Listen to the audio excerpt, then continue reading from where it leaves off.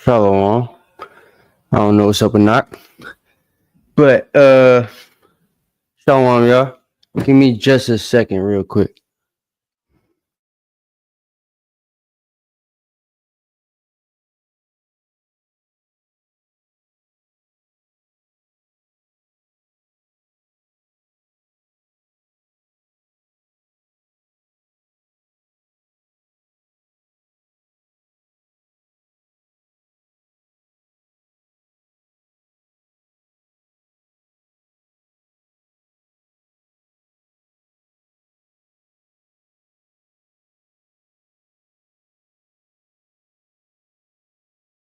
Hold on, y'all. Give me just a second right quick.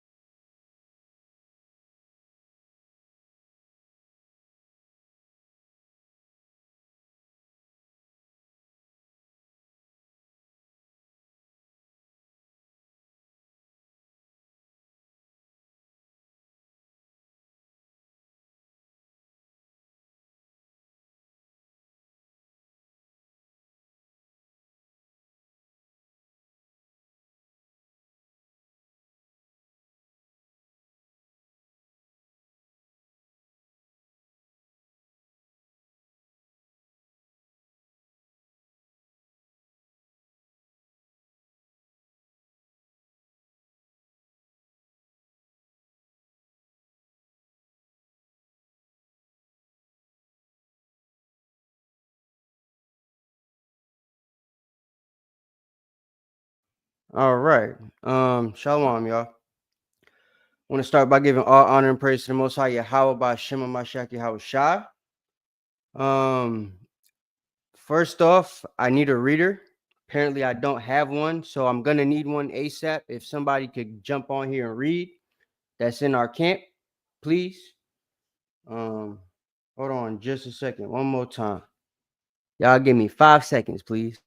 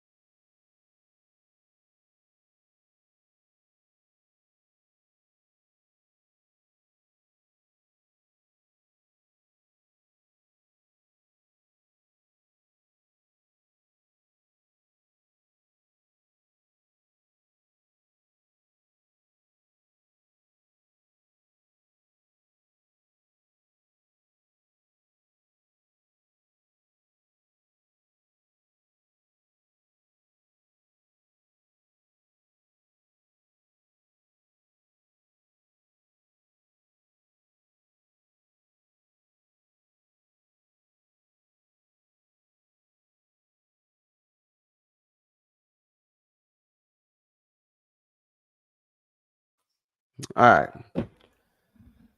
As usual. Okay, so yeah, hold on a second. Just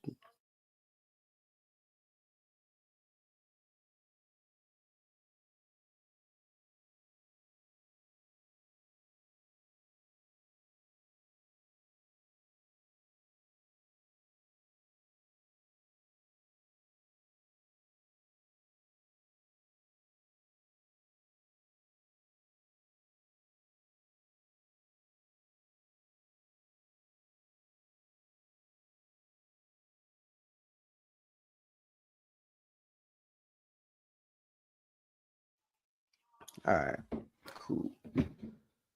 Okay, so all right, I'm your brother, all Aki Izar, of the Anointed House of Saints. Right, I'm not gonna do no announcements because I wasn't prepared for none of that. So shout out to everybody in the building. Like I said, once again, if I could get an officer or a soldier, somebody to come read for me in the camp, that'd be great. If not, I'll do it by myself. That will show me a lot.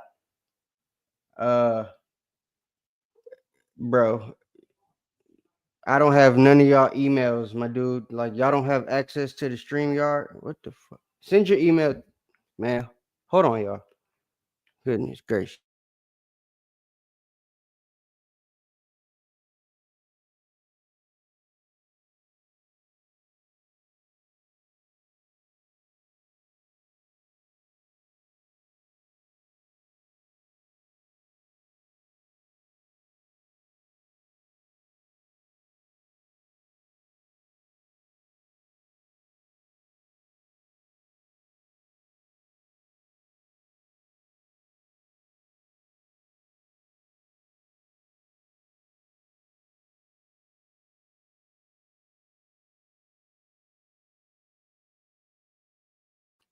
All right.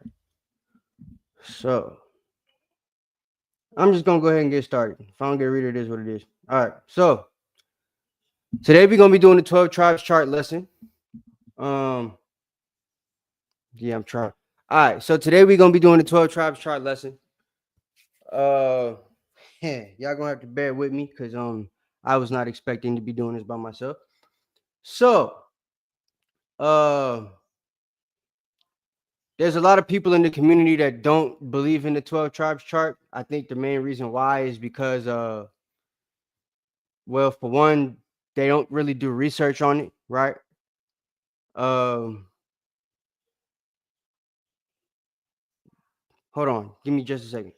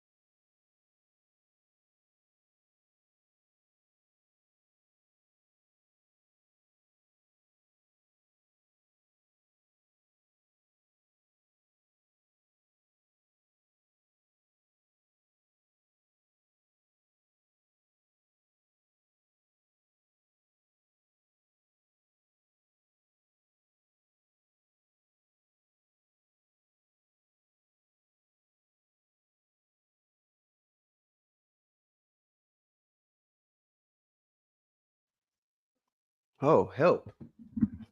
Thank you, Benjamin. God, well, you good. All right, hold on, bro.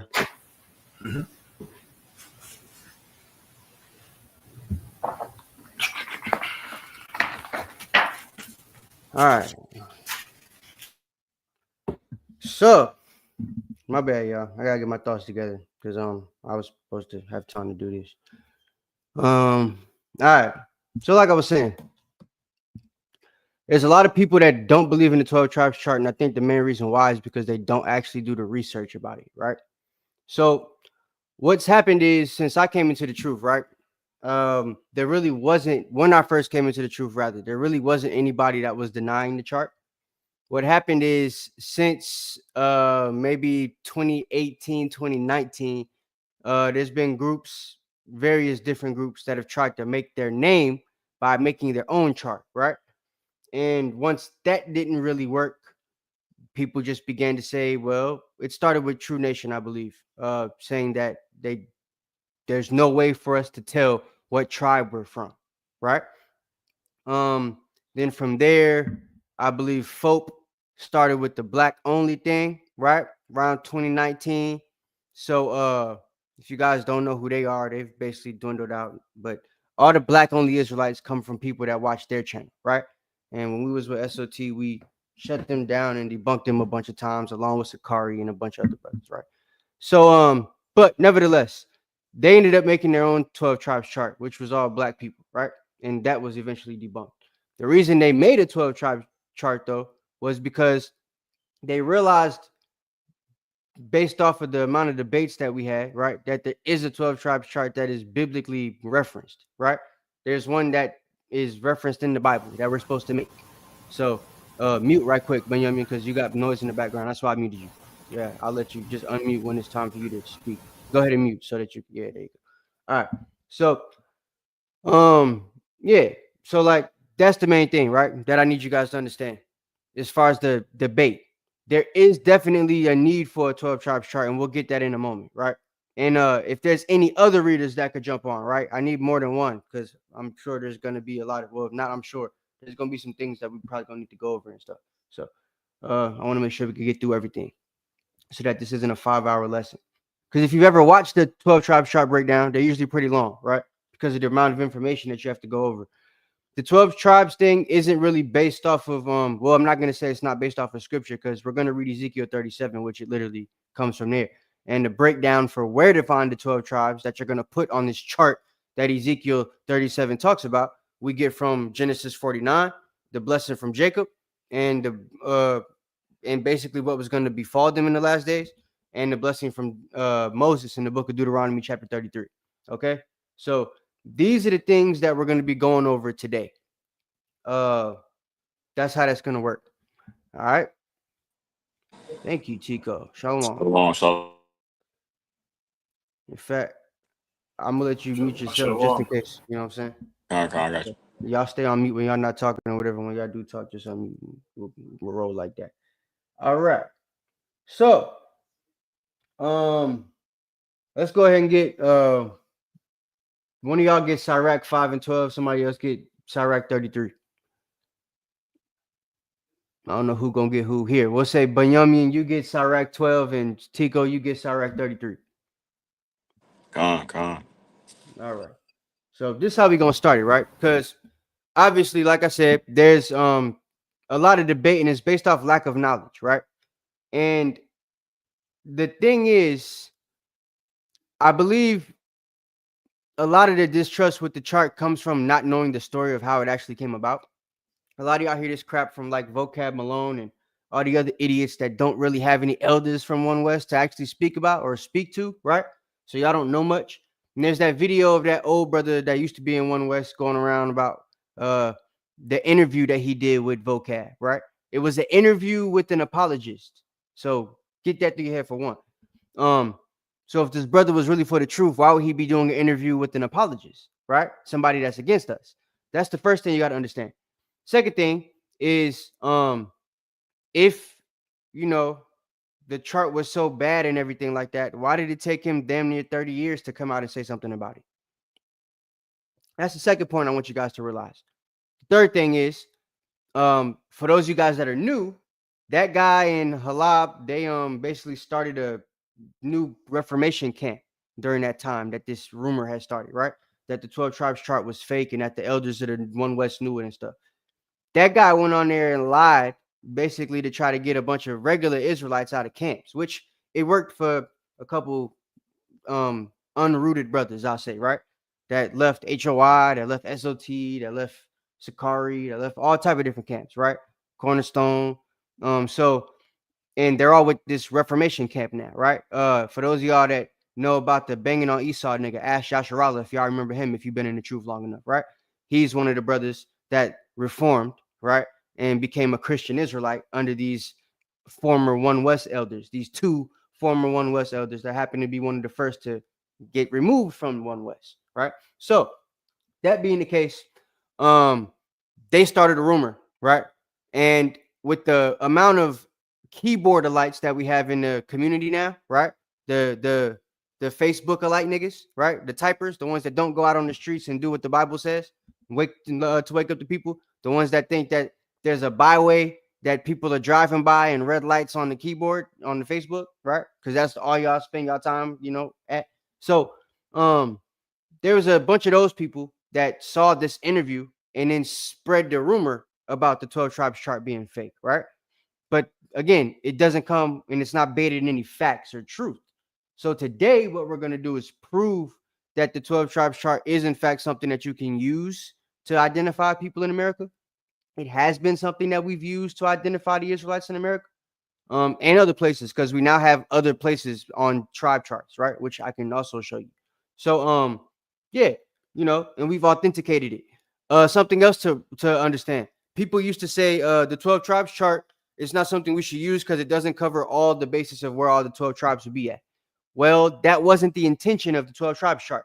If you had any elders that knew about the true intention of the 12 tribes chart, they would have told you stupid behind that, right? So the intention of the 12 tribes chart was to get the identity of the tribes of the people in the Americas, right? Because they were the first ones to wake up, right? Them brothers at One West, they wasn't thinking about catching planes and jumping over to Africa to go teach brothers in Ghana or something like that, right? Like we have brothers doing now. Back then, they was only worried about us in America because we hadn't woken up yet, right? Wasn't no YouTube. We had just started getting on like the Montel Williams show and all that type of crap, but they had us up there with the crazies, you know what I'm saying? The KKK and all them other nut monkeys. So, like, wasn't nobody really listening to us for real, you know what I'm saying? So we made this chart to identify who we need to be speaking to on the streets when we're trying to talk to folks, right? If you wasn't in a One West congregation, it didn't matter because you didn't even know about the chart, right? So that's something else that's crazy. A lot of y'all found out about the chart because you came across Israelites that were using the chart and it made you come into the truth. But then when them idiots on the internet that have nothing to do with the truth started repeating something that a cracker said, vocab, right? That he paid a reformer, if you will, right? An Israelite reformer, right? You have the Christian Reformation where they took things from the Bible. The Bible says not to add or take away, but the Reformation removed a bunch of books, right? Then you have the Israelite Reformation, which happened around, I'll say, between 2019 and 2022, where a bunch of niggas was leaving the Israelite faith to become Christians, right? And this particular elder that was in that interview is one of the elders of that one camp that was taking all these Israelites and making them Christians and teaching that all people can now be saved. Why? Because they're mad at the elders that kicked them out of the One West camp from before, right? There's all this shine on the Israelites now that they don't get to partake in because they're no longer a part of the group. They were removed in the 90s, remember? So, but again, a lot of people don't know these stories. A lot of people don't know anything about those elders. They don't know anything about how the chart was created. Y'all think it was a dream because that's what the crack on the internet is telling you, right? Ariel had a dream. He went to sleep. He woke up and damn, Blacks, Hispanics, and Native Americans are Israelites. No, it didn't happen like that, you duck monkey. He had a dream that led him to do research. And his research made him find books like A Star in the West, made him find books like Lost Tribes and Promised Lands that say verbatim from the 1700s where white people had us in slavery and they were walking around the plantations with books in their hand, right? Going around to different reservations that weren't taken over by the crackers yet and seeing how they operate, seeing how they live amongst each other, seeing what their culture was. And they happened to like all of them to the Israelites. And then they documented it in these books, right? That, my camp goes over, Sakari goes over, IUIC goes over. The reason we have access to these books is because brothers like Arya, Yashawan, Karash, you know what I'm saying? Barak, Banyamyan, all these brothers was teaching, and they're still alive today, teaching, right? Some of you keyboardites can still find them teaching, right? On the internet right now, the same stuff that I'm about to teach you right now, right? Using books to historically correlate these things because the 12 tribes chart is a historical breakdown. It's scripturally based, but most of what I'm going to tell you to back it up is history. And guess what? A lot of you niggas don't know nothing about history. That's why y'all can't put the things of the chart together. You're bad at history, right? So today we're going to get into it, but we got to make some, we got to set some records straight first. Sirach chapter 5, verse 12. Whoever got that. God, this is the book of Sirach, chapter 5, verse 12. And it reads, If thou hast understanding, answer thy neighbor. If not, lay thy hand upon thy mouth. So look, if you don't understand the 12 tribes chart, you're not supposed to be on the internet talking about, I don't understand it. I still don't understand the 12 tribes chart. Like it was a nigga that made a post on Facebook like 3-4 days ago. I think Priest Sabak, said something about it. Shout out to Priest Sabak. So he goes, I'm so glad to be retiring from them Hebrew Israelites that believe in the 12 tribes chart, or retiring from the streets and preaching that 12 tribes chart that I still don't understand. That's what he said, right? End quote. So, nigga, you mean you was in a camp the whole time and wasn't smart enough to ask your elders how to break this down so that you understand it? Because I guarantee they wouldn't have a chart in front of them if they didn't know how to break it down. You got to know how to break it down to explain it to people. Right? And I'm not talking about the little 5-second breakdowns where we just go, hey, what's your daddy? He black? Oh, you going to be from the, you African-American.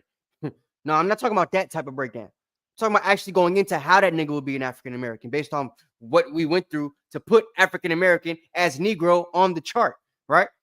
And today what I'm going to do, I'm also going to tell you guys who the tribe of Dan will be on the chart, because I'm going to make a chart and put Dan on that mother trucker, okay? Because they need to be on it. They will be saved to judge their people as a tribe of Israel, right? Therefore, they need to be identified as a tribe of Israel amongst their brethren, right? And we did a lesson, so there's history out there proving how to identify them and where they went, where they've been. The Bible says they're going to be an adder in the path. An adder is a viper. When snakes move, they leave a trail. In case you already know that, because I know niggas don't deal with snakes either, right? But they leave a trail, right? So the tribe of Dan is supposed to leave a trail based on where they've been at. So it should not be too difficult to identify them. But, black people are lazy, and we haven't really wanted to identify them. We just go with they've been dissolved into nothing. But we can identify them. They can't be dissolved into nothing if they're supposed to be an adder in the path, right? They should leave something, a trail, right? To tell you who they are or where they've been, right? So we'll go over that today as well. But it says if you don't have an answer, put your hand over your mouth. Shut the heck up, right? Stop telling people you don't have an answer. All you're doing is making yourself look stupid, right? So if you can't break down the 12 tribes chart, leave it up to people that can break down the 12 tribes chart. Don't tell people we can't identify what tribe we are, because the spirit bears witness who we are, right? There's certain characteristics that we can read that the tribes have. If our people, come from people that base themselves off them characteristics, most likely you're probably one of those people, right? Very rarely does the spirit lie. So, because I don't know any people that ain't Israelites trying to just keep the law right now, right? There's only 29 people on the damn class right now. Ain't that many people care about this junk, right? Even within the camp. So that's that. All right, Sirach 33:3. Khan. This is the book of Sirach, chapter 33 and verse 3. And it reads, A man of understanding trusteth in the law, and the law is faithful unto him as an oracle. A man of understanding trusteth in the law.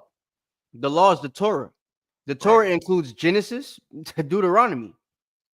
There's things in the book of Genesis that we will read to put the 12 tribes chart together.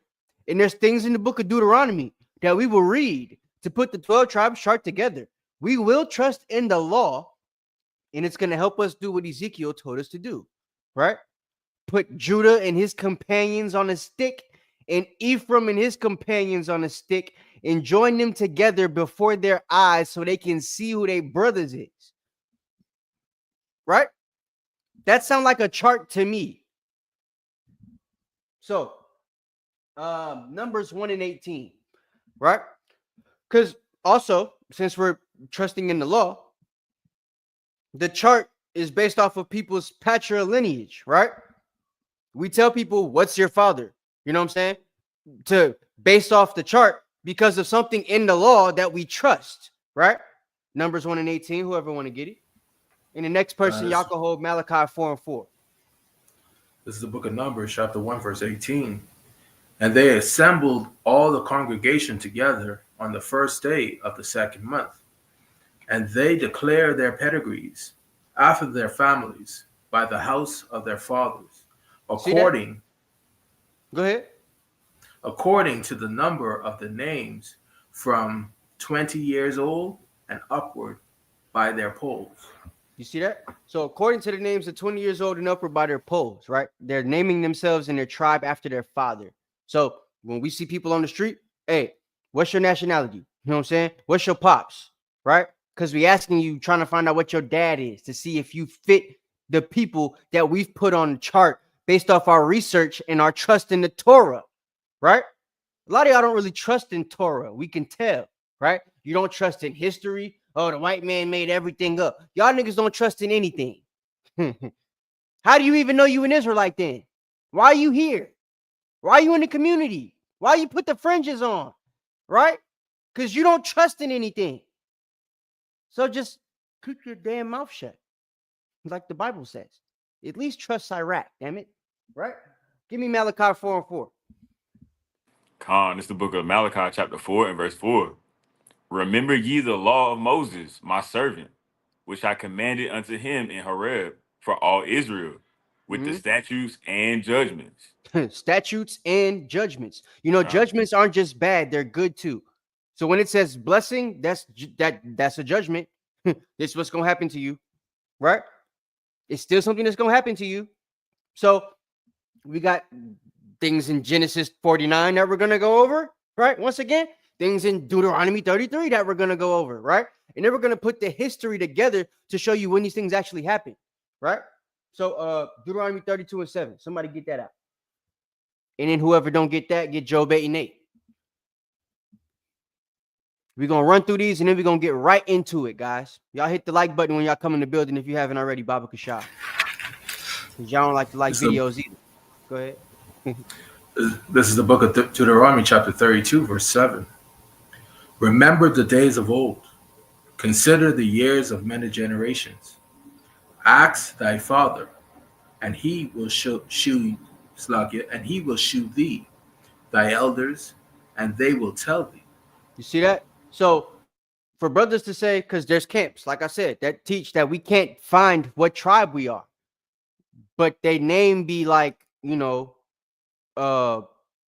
Yakanan bin Israel, Yakanan bin Judah. How you know you a son of Israel then? What made you think that? You think if you just put Israel, you safe? Because you feel like an Israelite? What made you think you could feel like an Israelite? There wasn't no research you could do to do that? Y'all teach Numbers 1 and 18. Y'all don't teach this too? To go back and, you know, ask your pop some things, right? Remember the time past?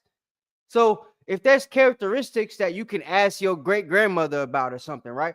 Things that your family used to do, or, you know, maybe some curses that your family fell under, right?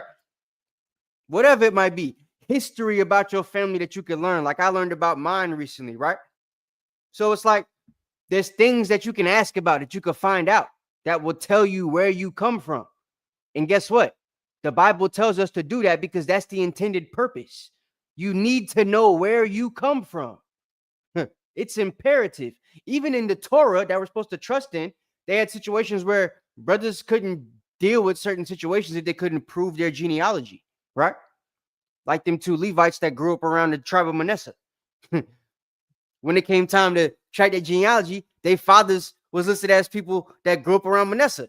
So they had to use the Urim and the Thummim and stuff like that to determine whether they was actually Levites because there was no record of such, right? We don't have a Urim and a Thummim right now. We only got the spirit that beareth witness that we are the sons of God, right?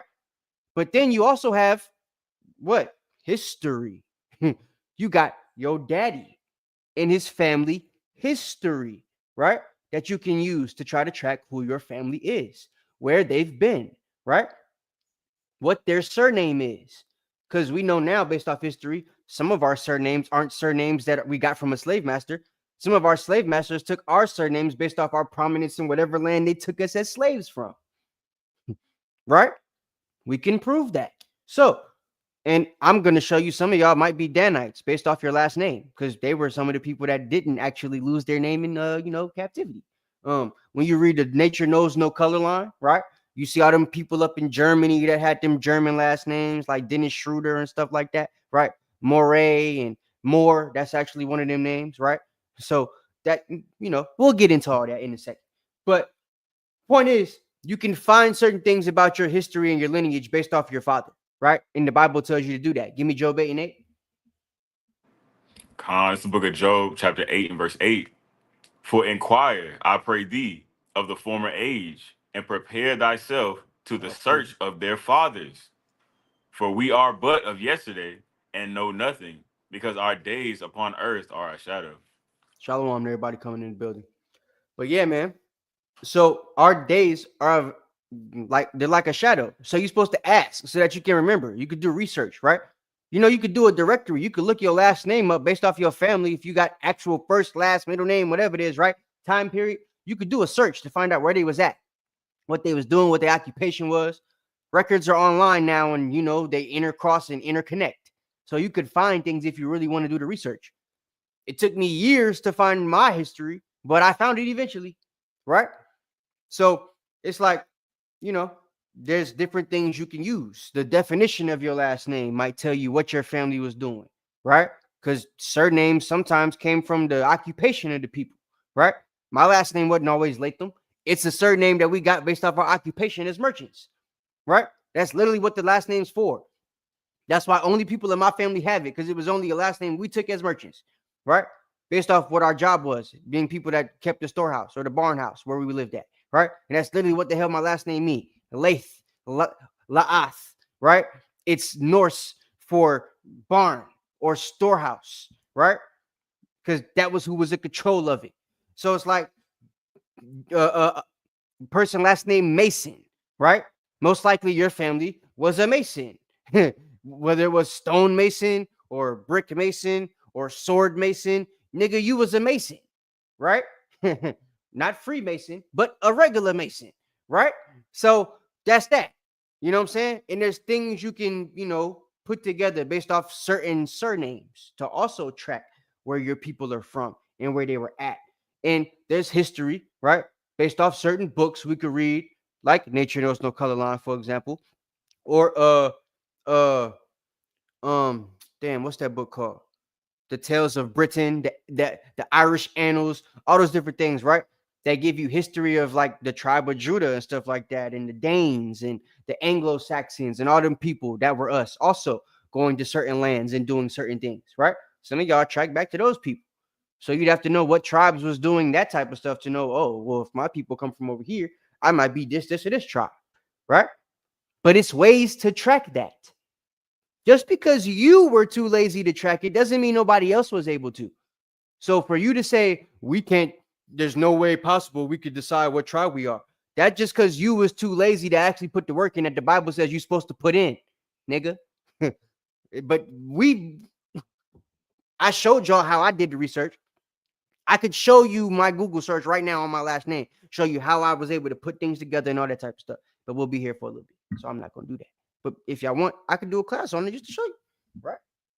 So, where we at? Give me John chapter 14, verse 26. Something else that we need to be able to really connect the dots to the 12 tribes chart, right?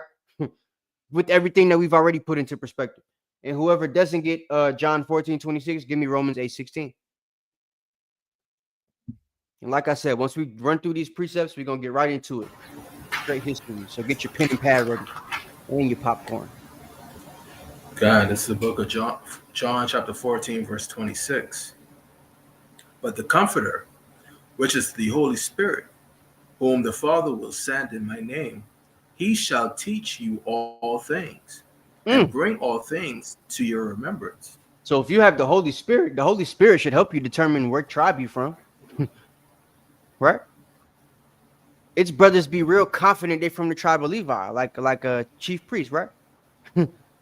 His brothers real confident they're from the tribe of Ephraim, like Chief Ephraim, right? His brothers real confident they warriors from the tribe of Gad, like Big Hashar, right? It's brothers that's real big, Benjamites out here, like Shalpar and Priest Daniela. You know what I mean? And Big Benjamin, big Benjamin, right? HODC. So it's like, or little Bunyamin right here on the screen with me, right? Karataza, huh? What you Judah? So why you think you Judah, Karataza, huh? Hey, spirit bear witness. Oh, that's what it was? Bunyamin, it wasn't just your accent, right? It was something that made you think you was a ravenous wolf? You crazy, right? Okay. This nigga crazy. Don't let the glasses fool you. Okay? I'll take them off. So yeah, okay, like it's the spirit, bro. So even though I was telling y'all, yo, I'm a Gadite, I always felt like it's something different. You know what I'm saying? When I did the research, okay, this makes more sense, right? I've been calling Aharon a Danite since I met him, and he didn't finally caught on. He calling himself one now, right? So it's like, bruh, it's the spirit, okay? So we gonna move on. Romans 8:16. This is the book of Romans, chapter 8, and verse 16. The Spirit itself bears witness with our spirit that we are the children of God. Right? And through the proper research, right? And searching out your father in the times past, like I said, to do in the law, you should determine what tribe you're from, right? At least get close. And if you're wrong, guess what? The Most High gonna make it right when the time comes. It ain't that big a deal.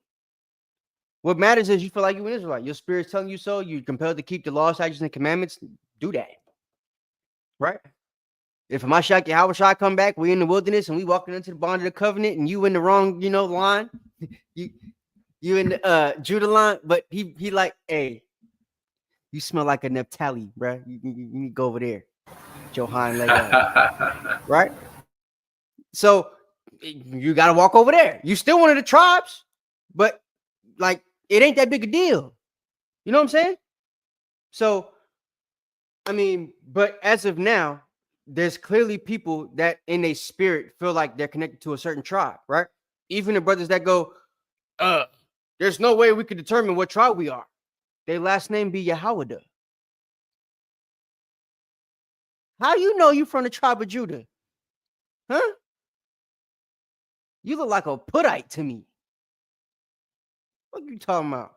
You might be Tyree Zidonian. You know what I'm saying? But nevertheless,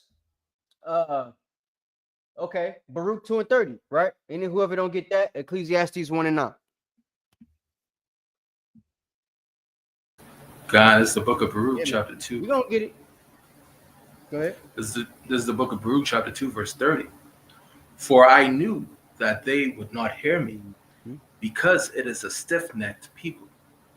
But in the land of their captivities, they shall remember themselves. That's right. In the land of their captivities, they shall remember themselves. Right? What does this mean? You just gonna remember you an Israelite? Or does it mean that you might remember you an Israelite from the tribe of Judah, from the tribe of Benjamin, from the tribe of Zebulun, from the tribe of Naphtali, from the tribe of Dan, from the tribe of Asher, from the tribe, you know what I'm saying? Simeon, Levi, like Reuben, Gad. We could go on and on and on, right? Because your spirit's supposed to bear witness, right? All these things are connecting because there's supposed to be some type of recollection. Okay, this is who he is. It makes sense now, right? Now y'all can see me. Okay, go ahead. Whoever don't like what? Oh yeah, Ecclesiastes. All right. Yeah. Ecclesiastes 1 and 9. The thing that has been, it is that which shall be, and that which is done is that which shall be done. And there is no new thing under the sun. The thing that hath been is that which shall be, right? What was done before, gonna be done again. You feel me? So there's ways to track who you is based off who you was, based off what your family history is, right? And there's ways to track that. You just gotta want to do it. Ecclesiastes 3 and 15. I don't know, some of y'all scared you're related to white people, but I don't know, like some of y'all don't be doing no research for real. I don't know what it is. And if you're that scared, you probably not, you ain't like us. Facts. Go ahead. You said 3 and 15. Yeah, since you Ecclesiastes 3 and verse 15. That which hath been is now, And Oh, that what? which is. Wait. Uh-oh. Wait a minute. So that which was is that which shall be, and that which shall be is what? And that which shall Salakia. And that which shall be, which is to be, hath already been. See that? And God requires that which is his past. So that which has been is now, and what is to Right. been has already been, right? So when he says that these are things that are going to befall you in the last days, when niggas say we're in the last days, what that mean? That means right now we should be able to see those things. Right. And some of y'all teach these things happened already, but it says the last days. So the last days happened already. Like y'all don't be making no sense. You know what I'm saying? But we gonna get all, we gonna get into all of that. Okay. Yeah, we'll get these two. All right, give me 2nd Ezra chapter 2 and verse 18 and Matthew chapter 7 verse 20. Those are the last two precepts. Then we're gonna get this history. So get y'all pads out, highlighters ready, internet working, because you might want to bookmark some things I'm gonna show you on the computer, all type of different stuff, right? So last two precepts. 2nd Esdras. And it's the book of 2nd Esdras, chapter 2, verse 18. For thy help will I send my servants, Isai and Jeremy, after whose counsel. That's Esau. Yeah. We got an Esau too. Don't worry, it's cool. He the good one. Oh, Salakia. That's spelled F-E-S-A-Y? E-S-A-U. Shoots. They got a typo in my book then. It said Isai. Let me see. That's crazy. Hold on. 2nd Esdras 2 and 18. Yeah, mine say Esau. Esau and Jeremy. But it don't matter. Go ahead. That's crazy. All right. For thy help, I just correct my book. No, go ahead. Go ahead. This is the book of 2nd Esdras, chapter 2, verse 18. For thy help will I send my servants Esau and Jeremy, after whose counsel I have sanctified and prepared for thee 12 trees laden with diverse fruits. Kasai just said April Fools. Nah, bro. It's just the way they spelled the name. That's all. But some apocrypha say Esau, some apocrypha say Esau. It just depends on the maker of the apocrypha. So, all right. But yeah, right? Diverse fruits. So look, you could tell the tribes by their fruit, right? Based off their characteristics, right? If it's a nigga with a machete, he's either gonna be a Haitian or a Dominican, most likely. That's just the way it is, right? You know that. You seen that video with them two dudes fighting with the machete on Facebook a couple weeks ago. One of them hand fell off, went flying. He kept fighting and then picked up his hand at the end like it wasn't nothing, right? Walked away, got back on his bike with one hand and jumped. Right? Them instruments of cruelty. Ching ching. So we're gonna go over that, but that's characteristic, right? When you go into Gad and it talks about them tearing the crown of the head, and you go into the Hebrew and it talks about the scalp, right? I don't know anybody else on earth known for scalping other than Native Americans. Comanche, right? So,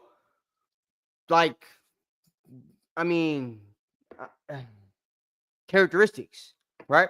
When it says Judah shall be in the neck of the enemies, I don't know nobody else that could be, as rich as we are, have the extent of power that we have, but not but never in a position to fully overthrow the enemy. You in the neck, you're never gonna be the head. Right? It's locked at over. Go ahead. And us Benjamites, we like to throw things like rocks, bottles, whatever. Because y'all crazy. Raven is a wolf. Raven is unpredictable. Wolves are unpredictable. They're like pit bulls that white people are scared of, right? One moment it's nice, it's shaking his tail at you. The next moment you smell like a dog because your hair got wet and it's trying to attack you because you white. That's just what happened. Y'all think they, you know, the white people smell like dog and they think that's what they, you know what I'm saying? I seen my dog do that the other day. I was walking him and he almost killed the white lady because she hair was wet. I was like, damn. But yeah, so that's the thing, right? It's characteristics. And that's what we have to learn to put together, especially when talking about the 12 tribes chart. If you're not good at that, place your hand over your mouth, like Sirach said. It's simple. And let us do it. Okay? That's it. All right. What else I want? What's the last one? Matthew 7 and 20. It's the book of Matthew, chapter 7 and verse 20. Wherefore, by their fruits ye shall know them. That's it. Wherefore, by their fruits you shall know them. Who said that? What color the letters? So like it read. Okay. So by their fruits you shall know them. Okay. All right. So let's get into it. Who want to read Genesis 49 and who want to read Deuteronomy 33? Because what's gonna have to happen? We're gonna read Genesis 49, right? And then whoever's reading Deuteronomy 33, you're gonna have to just go through Deuteronomy and find whatever tribe we're looking at the time and read what they blessing is from Moses, so that we could correlate them through the history. I'll do Deuteronomy. All right, bet. So Benjamin, you get Genesis 49. Okay. You should start at verse 1, my good brother. Whenever you're ready. So look, people, get y'all pen and pad ready. You're gonna want to write down these little points and stuff that we're gonna talk about because it's history, right? The rest of this whole thing here. Oh, wait, no, before we do this, very important.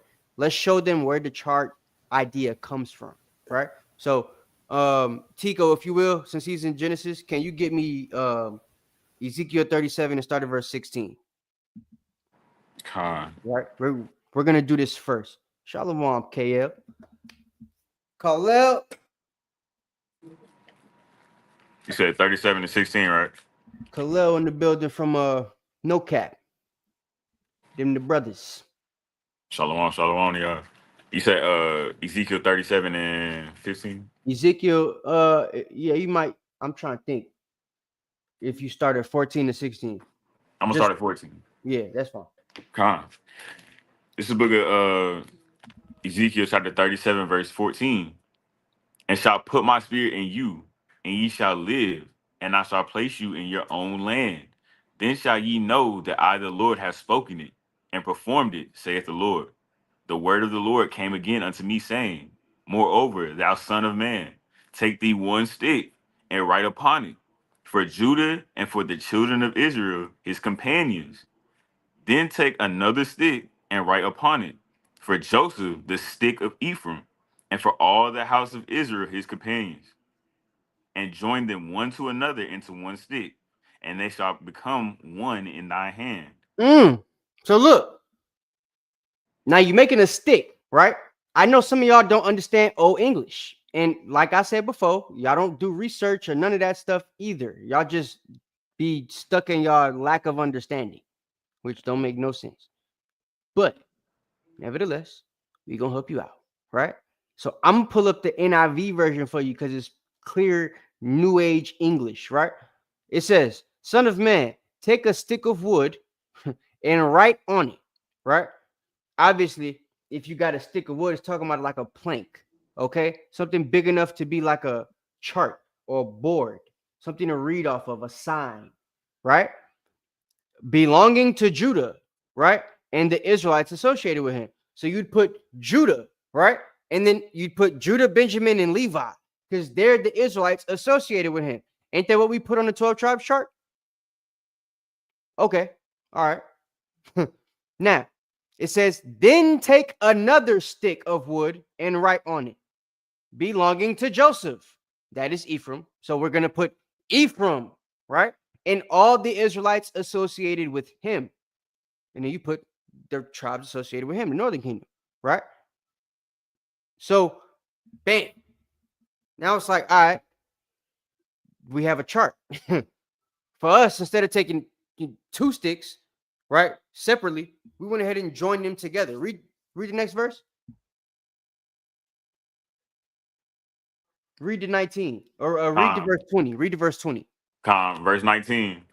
Say unto them, thus saith the Lord God, behold, I will take the stick of Joseph, which is in the hand of Ephraim, and the tribes of Israel his fellows, and will put them with him, even with the stick of Judah, and make them one stick, and they shall be one in my hand. So And what happened is, right? Con, When the elder Ariah had his dream that made him do research, his research led him to find the tribes that were associated with Ephraim, right? And who these people were. You feel what I'm saying? Like I said, we got books like Lost Tribes and Promised Land that tell you Gad is the North American Indians. Reuben is the Seminole Indians, right? Issachar is the is the Mexicans, or in that book it actually says the Aztecs, right? So it tells you that Reuben is on an island nearby and all that other stuff, right? So there's actual things, historical records you could go to. There's records from A Star in the West where Montezuma is actually telling Cortez who they are according to the Bible, right?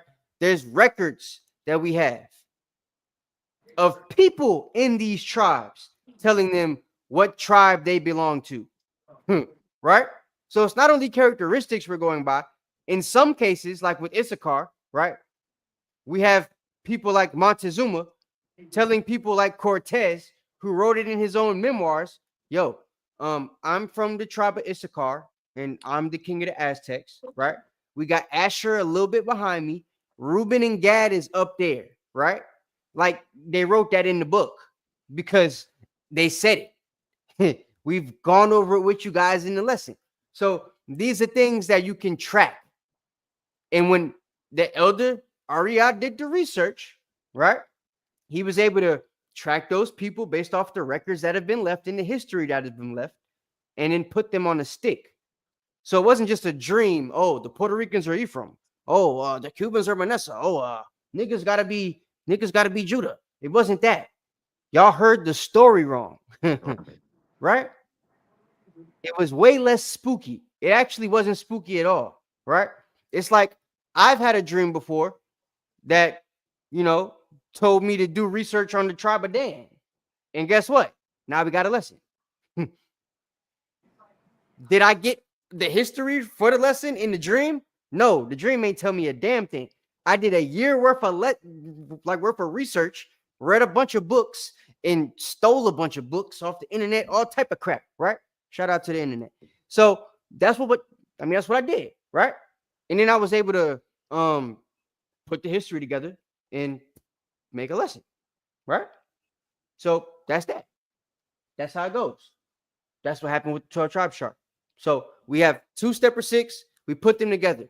That's what you have the result of with our 12 tribe chart, right? For the people in the Americas, right? If you would the Mashra Yasharala, right? Or even Sakari or GMS, we have charts for other places in the world as well. So we could teach other people in other places in the world as well. And we've tracked them based off their tribes and the type of people they are and stuff like that, right? So those are all things that we're doing the research for, because that's what the Bible says to do, right? Whether y'all like it, understand it, believe it or not. All right, so that's where the chart comes from. Now let's get into the history. Okay, go ahead, Benjamin, whenever you're ready, brother. God, this is the book of Genesis, chapter 49, verse 1. And Jacob called unto his sons and said, gather yourselves together, that I may tell you that which shall befall you in the last days. No, which may befall you while I'm alive. Which shall befall you in the last days. No, which shall befall you a little bit after I die. In the last days. In the last days, right? So this is stuff that's going to be able to be seen now in this time period, right? Something that a lot of the people that don't understand the 12 tribes chart and why we've made it and how we were able to identify these people, particularly the light-skinned ones, right? Because those are only people y'all really have a problem with. Let's be honest, right? Y'all ain't got no issue with the Benjamites or the Haitians, right? Or the Negro. Y'all got a problem with everybody else on the chart, right? Y'all want them to be Zulu and Pupu and Bantu and all that cup, right? So, no. We have that. In fact, let me see if I can pull this up right quick. Let me see. I could show you guys. Hold on 1 second. Facebook. Boom, boom, boom, boom, boom, boom, boom. Where's my Facebook folder? Cause I got a 12 tribes chart from the Mashara Yasharala. I could tell you who we've tracked in Africa, right? To be who, real quick, for your own records. If I can find the chart. Hold on a second.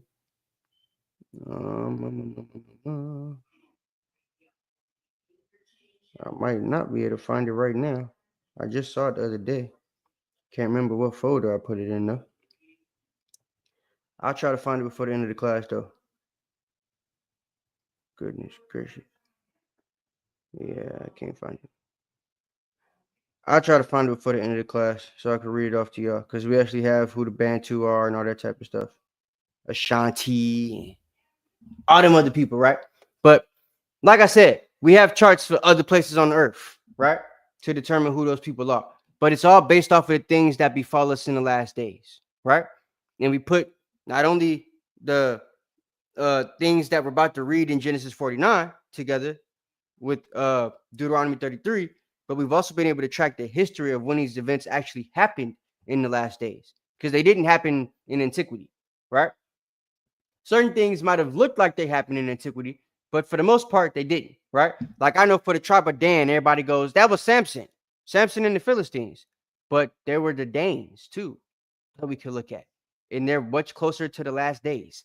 There was the Navarre kings and King Louis the 13th through the 16th, right?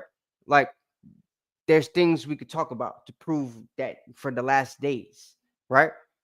So if our captivity was supposed to be a captivity for the last days, we could say the last days starts around 1400s, 1300s, right? And we've been in it since then. A day to the Most High, 1,000 years, right? We got 3 last days. We still in number 2, right? Okay. So, yeah. Or we could say this to, just the last day. But yeah. All right. Keep going. Let's get to first part. God, verse 2. Gather yourselves together and hear, ye sons of Jacob, and hearken unto Israel your father. Reuben, thou art my firstborn, my might, and the beginning of my strength. So Reuben, the firstborn, might, the beginning of strength, right? Hold on, I'm gonna pull this up. I want to piss y'all off. We about to put the 12 tribe chart right on the screen.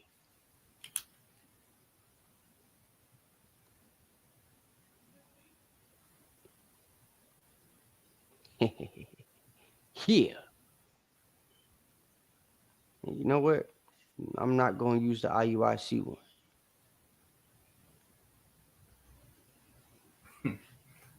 So that'd be a whole nother something right there. That'd be a whole nother something right there. Yeah, I know. So we're going to do something different, but just so it's up here. Right? All right.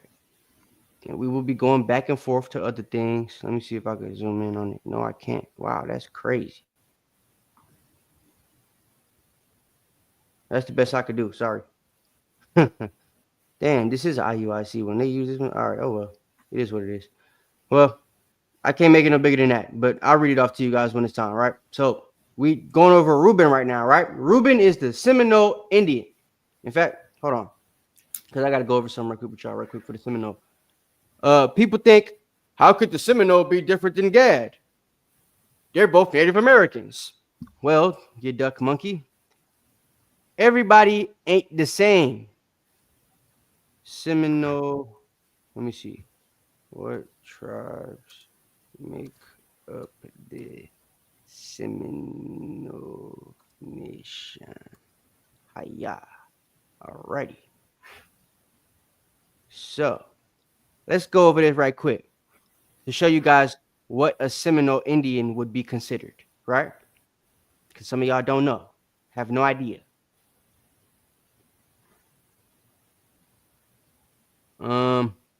So Seminole Nation is made up of 3 federally organized tribes: the Seminole Nation of Oklahoma, Seminole Tribe of Florida, and the Muskogee Tribe of India, the Muskogee Indians, right? But there's also subgroups of these people. Let me see if I got them right quick. Hold on a second.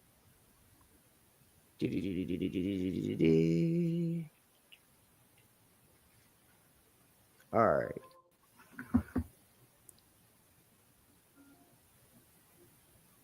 Hold on.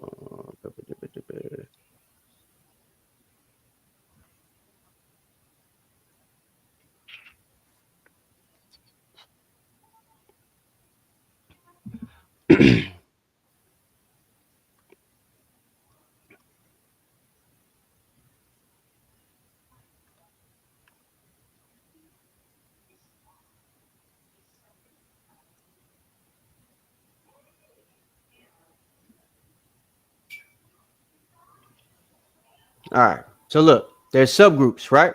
You have the Calusa, you have the Tesqueta, you have the Ice, you have the Appalachie, you have the Muskogee Creek, you have the Tennessee, because they're a branch of the Muskogee Creek.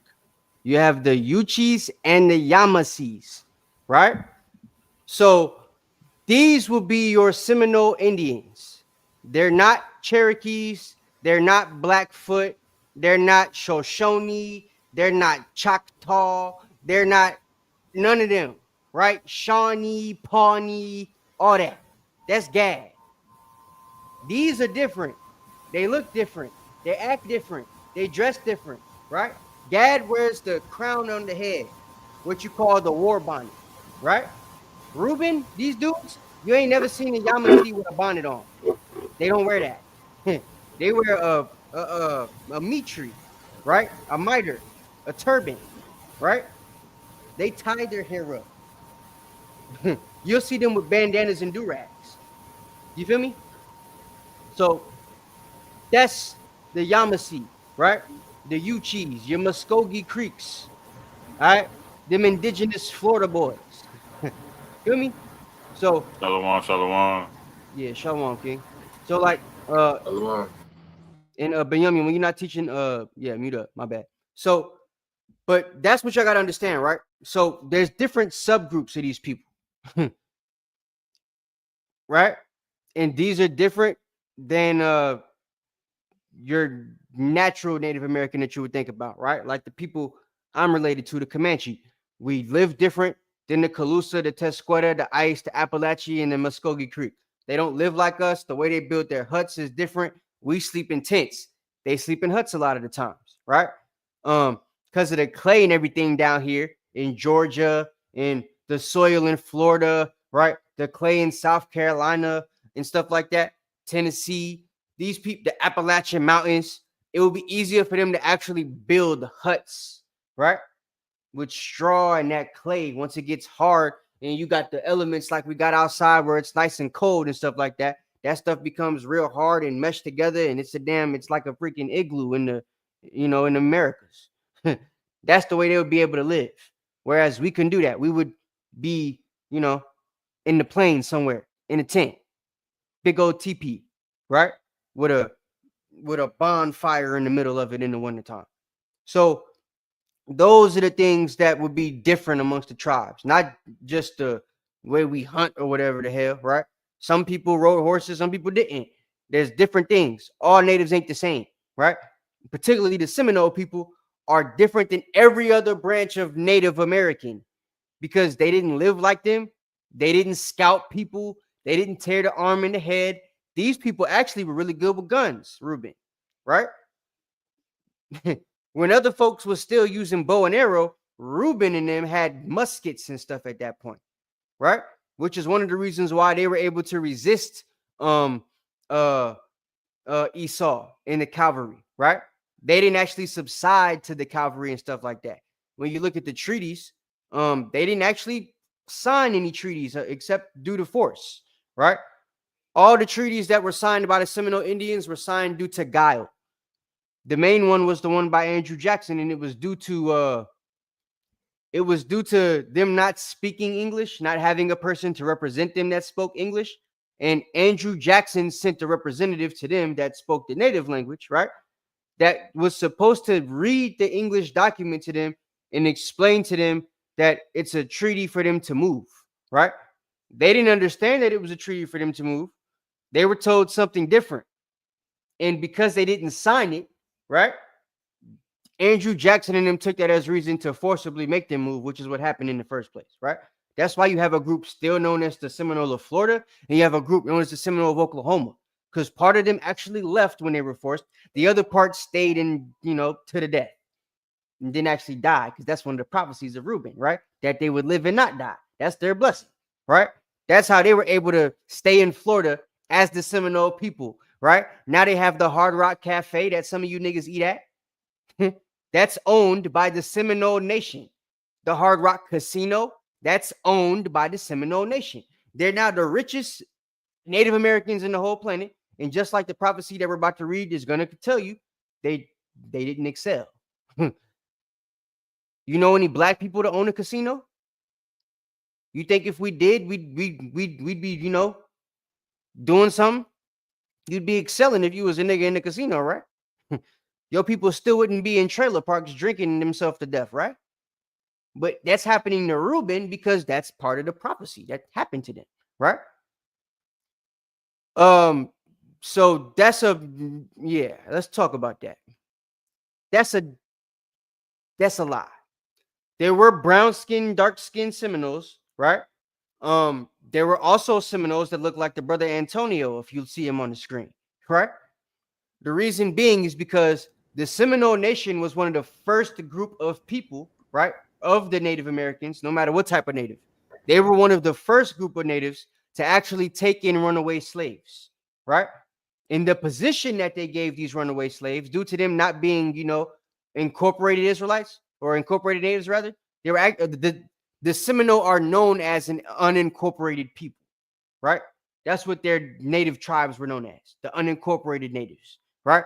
So that being the case, once a nigga on the plantation find out about that, and he's in Georgia and find out the Seminole is only a hop and a skip away, right?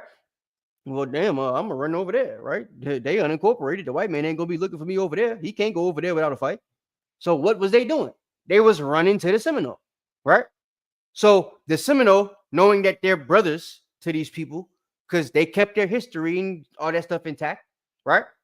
Their integrity, their excellency of strength, right? That we about to reread again. They literally took in the kings, right? And gave them position as princes amongst their people. So they was marrying the chief's daughters, right? They was becoming shamans. Some of them became chiefs themselves. So when you look at black Seminole chiefs, it's because these was descendants of slaves that got to mix in with these people, right? That actually got prominent positions amongst the tribe. And once niggas found out about it, just like niggas do now with the Dan Calloway thing, right? Oh, all the natives was black. Look at the Seminole, right? The Geechee and the Gullah. Nigga, one's a native, one's a language. Pick one. But it's like, just saying. So, that's the thing though, right? They want to claim everything. So now all the Seminole was black. That's not true, right? My mama cousin Dolores is married to a Seminole Indian, right? His name Demencio. And he's dark skinned, but the nigga look native. Like he ain't got no facial hair and none of that junk, right? He a black nigga, like, but he got the features. His skin, brown color like skin, it's not even like, it ain't like Tico or Bunyamin. It's a different color brown. Like a Somalian almost, damn near. You know what I'm saying? For real. So they don't really look like niggas, if you will, just because they're brown skin. They still look like Native Americans. So I just wanted to put that out there because I know, again, a lot of people don't do much research. So, all right, keep going. But in fact, start that over. I just wanted to give you all the breakdown of who they are and to, prove to you that they're not the same as regular Native Americans. Go ahead. God. And shalom to the brothers that just hopped on. Verse 3. Reuben, thou art my firstborn, my might, and the beginning of my strength. The excellency of dignity. All right, hold on. Stop. I don't care what you heard on Brother Ash's channel. I'm a Native American, right? So I could tell you, Fabian Jimenez. There isn't. So you said Chino Indians are Asians. That's a lie. This comes with the lack of knowledge that a lot of you duck monkey idiots have, right? In the Israelite community, your keyboard niggas, right?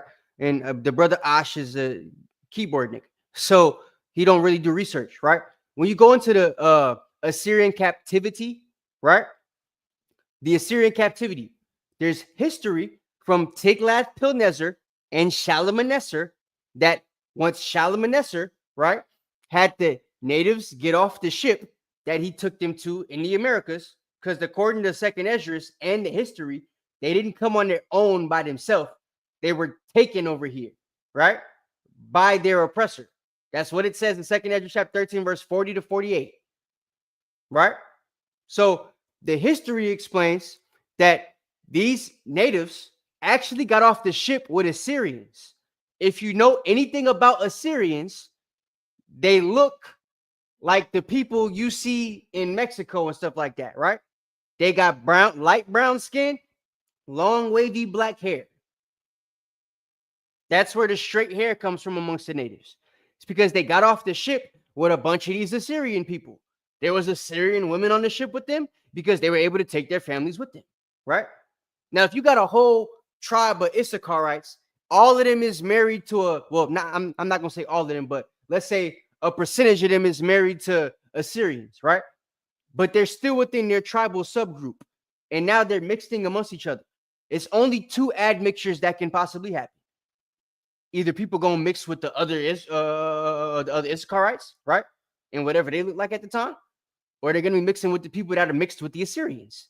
So it's only two ways they could look, right? And if it's only two ways you could look, if you keep mixing that, eventually them two ways going to become one way, which is why they all look the way they look, right? There's light-skinned natives that look like the light-skinned Mexicans, they look like the light-skinned Puerto Ricans, and none of them look like Asians, right? There are some people in Asia that look like them, but that's because they were people that were taken into captivity over there. If you know anything about the Spaniards, which were their captors, they also went to Cambodia. They went to the Philistines and the Philippines, right? That's why Manny Pacquiao and all them niggas, his trainers and stuff, right? All the people from over there, most of them got Spanish names, right? Some of them in places like Cambodia, they even have little pyramids and stuff because a lot of the Mayans were taken over there into captivity, right? So there's history that y'all still have to do. It's not that they look Asian. There's people in Asia that look like them,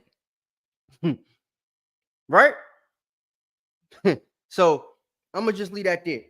But it's and one more point before you say something, right? Assyrians, right? Like the so-called Middle East, if you will, right? One of the places they used to call it was Asia. You know, when the black man in the 90s found out that we was from that region of the Levant, he started calling himself the Asiatic black man, right? This is important to understand because there's a certain phenotype from that area, right? And niggas in niggas from the Southern Kingdom, a lot of them lost that phenotype due to admixture with the Hamites. There's books on this too. I will show you Bishop Nathaniel going over one of these books by the end of this lesson, right?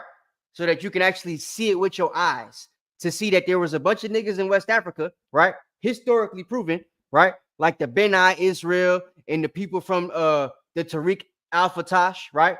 The Balad al-Sudan Israelites, they mixed with black people from Ham, right? Over years and generations and generations. So now y'all look more Hamitic than you probably would have back in the day, right? Which brings further separation to the Northern Kingdom and the Southern Kingdom. But again, without history to prove that to you guys, you would think, well, niggas just always been this black. We always look like Wesley Snipes. If that was the case, they wouldn't have put that as a thing to put for Mashiach Yahushua, for him being as he burnt in the furnace, right? It would have been like what they said about Jacob when they were describing Jacob and Esau. They didn't describe Jacob's color because it was normal for everybody to look like Jacob, right? When they go in depth into color, it's because it's usually abnormal for something to look like that. But I know y'all ain't ever think that far because most of y'all look like Wesley Snipes. So you want to think, hey, this is what we always look like. Y'all not thinking about, nah, some of y'all related to Francis Ngannou people, nigga. Okay? Because you was in Africa with them. Just like some of the Northern Kingdom is related to them people from, you know, the people that The Rock was pretending to be when he played in the Scorpion King. Because they got off the ship with them niggas. It's historically proven. Right? There's white female conquistadors that we proved when we did the conquistador lesson in 2023 on this channel, right? Where we showed you guys that there's actually women that came over here and were sleeping with the natives too. So y'all go, oh, they all light skinned. They must be the white men. But what about the ones that were sleeping with white women? Right? Y'all don't know that though, because y'all don't know the history. Y'all didn't even know there was any female conquistadors. They were called conquistadores. You duck monkey. All right, that's it. So, where you at? Where you at, man? Verse 3. Verse 3. Go ahead. And you got this in Deuteronomy, right, Karatazala? Khan. I said Karatazala. What was you about to say? Oh no, I was just gonna bring up a point about that Chino Indians thing. Like, if you look at a place, it's a place called Chino Hills in California. Mm-hmm. Yeah, they got a high Hispanic population. Like they got a lot of Hispanics, a lot of our people over there. So, and a lot of them look the same, right? Right. They all look similar. Because at some point before y'all people got over there during the gold rush, they was only sleeping with each other, right? Exactly. So if Tico, check this out. If you had a daughter and Benjamin had a son and Antonio had a son and a daughter, right? Well, let's say you had two sons and a daughter, and he had a son and a daughter, and Antonio had a son and a daughter, right? And all y'all kids get with each other and stuff like that. And then they kids get with each other and so on and so forth, right? Ain't the only possibility for y'all families to look like gonna be between the three of y'all niggas and whoever y'all marry? Exactly. They're gonna either be real light skinned or they're gonna be kind of brown, you know? So if you used to be black, right? And you sleeping with three light skinned niggas, well, mixing with three light skinned families or whatever, are you still gonna be black? It's gonna be gone. It's gonna be I mean, because look, proof of this is a black man like Gorilla Hebrew daddy and Gorilla Hebrew mama, right? And you see Gorilla Hebrew, or a brother like Assad, or a brother like Blake Griffin or Dak Prescott, you know what I'm saying? Patrick Mahomes, you know what I'm saying? Soldier Antonio, damn it, right? So it's like these are the things we have to realize. You can see it. It happens. You still black, a million generations for you not to look like your ancestor used to look, right? You can sleep with one person and it changed the whole game. If you keep sleeping with people that look like that person you slept with, you ain't never gonna look like the other person again until you get with that black person. What happens when a Hispanic person get with a nigga? Don't that kid look black again? It's because the phenotype can't change. It's still there. Right? So that's what y'all got to understand. But again, a lot of black people only get with black people. Right? My mom used to tell me, don't you ever bring a white girl home. Right? So a lot of y'all ain't used to mixing. Y'all don't know the you know, what can happen from it. You feel me? A lot of y'all don't have Hispanics in your family. Y'all don't know how they relate to y'all. Like, it's almost like y'all ain't got no friends either. So, you know, but back to the lesson. Go ahead. I don't want to keep y'all here all night. God, verse 3. Reuben, thou art my firstborn, my might, the beginning of my strength, the excellency of dignity, and the excellency of power. Unstable as water, thou shalt not excel, because thou wentest up to thy father's bed, and then defilest thou it. He went up to my couch. That's it? On Reuben? On Reuben, yeah. Come on. So Reuben, as it said, right, he's got the excellency of dignity and power, right? He never surrendered to the Edomites. Never surrendered. To this day, they're known as the unincorporated Indians, right? So that's the excellency of dignity.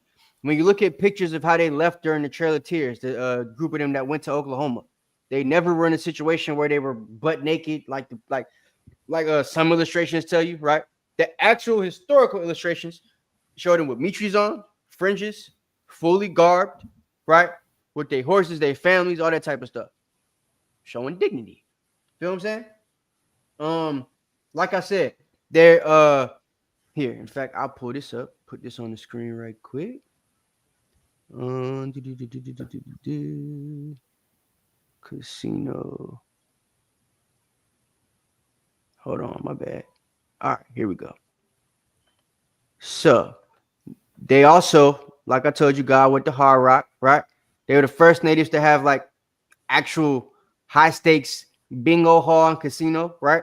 Which they started in 1979. It was the Seminole Tribe Casino, right? And then in 2007, with the proceeds from that, they were able to buy the Hard Rock, right? So they own everything Hard Rock, the Hard Rock Casino and Hard Rock Cafe, all that stuff. That's owned by the Seminole Nation, right? So they acquired it in 2007, right? So since 2004, they've had the corporation of the Seminole Hard Rock Hotel and Casino locations, right? In Florida. So these are things that they have. With all that being the case, they're still unstable, right? They still don't have no money, right? As a nation, they still are in a bad situation as a nation, right? They're on reservations drinking themselves to death in trailer parks and stuff like that, right? Or getting toppled over by hurricanes in Florida. They can't never excel. All the money that they make from Hard Rock, they can't put their people up or take any of their land back. They'll never be able to take the land of Florida back from the crackers and all the people that live there. So, do all the dignity and everything like that, all the money that they have, all the proceeds that they're able to make, right? The positions they could put some of their people in, the power of their chief in America, they never going to be in a situation to actually, excel. And that's part of the prophecy. What does the Deuteronomy 33 say about them, Karatazar? It said Deuteronomy 33 and verse 6. I ain't gonna lie, Antonio and Yaqua, I need to y'all earlier, but y'all could be on the screen and stuff. It make it look good. Take notes. Shalom to y'all brothers, man. Shalom, y'all. Shalom. Shalom. Thank y'all for coming though. You know what I'm saying? For real. Appreciate you. Shalom. What Deuteronomy 33 say? Deuteronomy 33 and verse 6. Let Reuben live and not die. Okay. And let not his men be few. And now you see it, right? All them tribes that we mentioned as subgroups, they still exist. You still have a group of them in Oklahoma, and you got two groups of them in Florida still, right? And all the other tribes ain't in the lands that they were at, except for the Lakota, right? So everybody else has been disbanded. They've been disassociated with the land that they were living in, right? They had to sign treaties and all go to this one little place in Oklahoma. But the Seminole, they didn't die. They men ain't few, right? That's their blessing. They living it out, right? But with that, they still can't excel. That's also part of what Jacob gave him, right? So that's how we were able to put together the Seminole Indians. All right. With them, not being the people that fell to the white man, they're the only people out of the 12 tribes that we talk about that didn't actually fall. If you think about it, right? Levi fell, but then, regained its might. But in same thing with Judah, but Judah still asleep, right? We're going to talk about him in a second. He's an old ass lion now with the itis. Who going to rouse him up? He drinking 40s and eating steak. You know what I'm saying? He's asleep. So, like, Reuben, he's still showing himself to be the big brother, right? He just can't excel due to what he did to his pops, trying to take that power. That was a power move. When lions go and sleep with the head lion, the pride's wife, that's him trying to take power, right? Reuben being the big brother, That's what he was trying to do with Jacob. Jacob wasn't having it. That's why he took the blessing away from him as the firstborn son. You ain't finna run no power move on the head lion in charge. That's crazy, right? But he tried it and he failed, and that's his position. So no excellency. Well, they get excellency of strength and might and dignity, but no excellency in excelling, right? So that's that. That's the Seminole Indians. All right. What's next, Benjamin? You got Simeon and Levi. Hey, or if you need a break, you can let Jacob or Antonio go. It's up to you. Yeah, they could jump on. Which one of y'all want to read it? Tell them what verse you at. I'm on Genesis 49 and 5. Genesis 49 and 5. All right. Appreciate you, Benjamin. Yeah, no problem, man. Genesis. Whoever want to get it. Okay, I got you. 49 and 5. Genesis 49 and 5. Simeon and Levi are brethren. Instruments of cruelty are in their habitation. O my soul, come not thou into their secret, unto their assembly. Mine honor, be not thou united. For in their anger they slew a man, and in their self-will they dig down a wall. Cursed be their anger, for it was fierce, and their wrath, for it was cruel. I will divide them in Jacob and scatter them in Israel. All right. So history on Simeon and Levi. They've been divided in Jacob and scattered in Israel. That's the first thing I'm gonna talk about, right? Due to the situation that happened with Dinah, which y'all can read about on your own, right? If you go to this verse in Blue Letter Bible and scroll down to the parallel verses, it'll give it to you, and you can read the account yourself and get all the history on it and everything from Blue Letter, right? Or from Bible Hub. That'll help you too. So, but yeah. So Simeon and Levi, they've been scattered amongst the people, right? If you look at now times, Levi is all over the place, right? Some of them was taken in Louisiana. You got a bunch of them in Mexico. They in Venezuela. They in Europe. They in France. They all over the place. Anywhere you go, you can find a Haitian now, right? They've been scattered after the scattering. And when you go to the time of antiquity, right, Simeon was actually in that position. When you go into the Lacedaemonians, which I've told you guys before, right? You look into and the Lacedaemonians are the Spartans that are written about in the book of Maccabees, right? That are brethren to the Maccabees. The Maccabees being Levites themselves, right? So we have the Levite Maccabees. They're speaking to the Lacedaemonians. According to Josephus, the Israelite historian, the Lacedaemonians are mixed between Dan, which is primarily Dan, but it's also got scattered Simeonites involved in it, right? So everywhere Dan went, this tribe of Simeon or these, this string of Simeonites, they're also traveling with these people being scattered, right? So Simeon's also scattered amongst the people, scattered throughout Israel. That's history a lot of people don't know because they don't know the breakdown in the Lacedaemonians, right? It was Dan and Simeon that was fighting in the gladiator joints, right? In the Colosseums. That was mainly them. People think it was Judah. Wasn't really Judah for the most part, right? The Lacedaemonians were the Spartans, and the Spartans were mainly the people that they put in the Colosseum. There were other slaves too, but mostly, regular people that would be from the tribe of Judah that were taken into captivity would probably be put in the army, more so just thrown in the Colosseum for entertainment, right? Colosseum was like WWE. It was entertainment. You feel me? So that's that. But Simeon and Levi, they also have instruments of cruelty, right? They're cruel people, as I talked about. I spoke to y'all before about the machete. That's something they're both known for, right? Also, you got the what's it called? Santeria, right? The little voodoo that the Dominicans do that's mixed with Catholicism. They be doing the cross with the beads and stuff like that, but really they just put a curse on your ass. Your leg gonna fall off tomorrow morning. I was about to say it's called Santeria. Yeah. Santeria. I bet. Yeah, that. Okay. It's like voodoo mixed with Catholicism. They don't really be doing Catholicism. They if they kiss the beads and do this, you finna die. So that's it, right? So like, and then you got voodoo, right? If you've ever seen like the serpent and the rainbow, that'll That's a movie you should watch, even though it's old. I still advise you to watch it. It's the only movie that ever gave me nightmares for real. Tells you the stories that my mama's side tells me about voodoo, right? I got a story in my mom's family that, uncle or something of mine, a cousin, somebody had a horse, and him and the horse died at the same time because he cheated on his wife. She did a little voodoo doll thing and killed him while he was on the horse, and him and the horse fall in the hole. The horse break his neck, and then he die on the horse. All type of different crap, right? Like it's stories of people being brought back to life. You can actually see that on YouTube, right? Them having the zombies and stuff like that.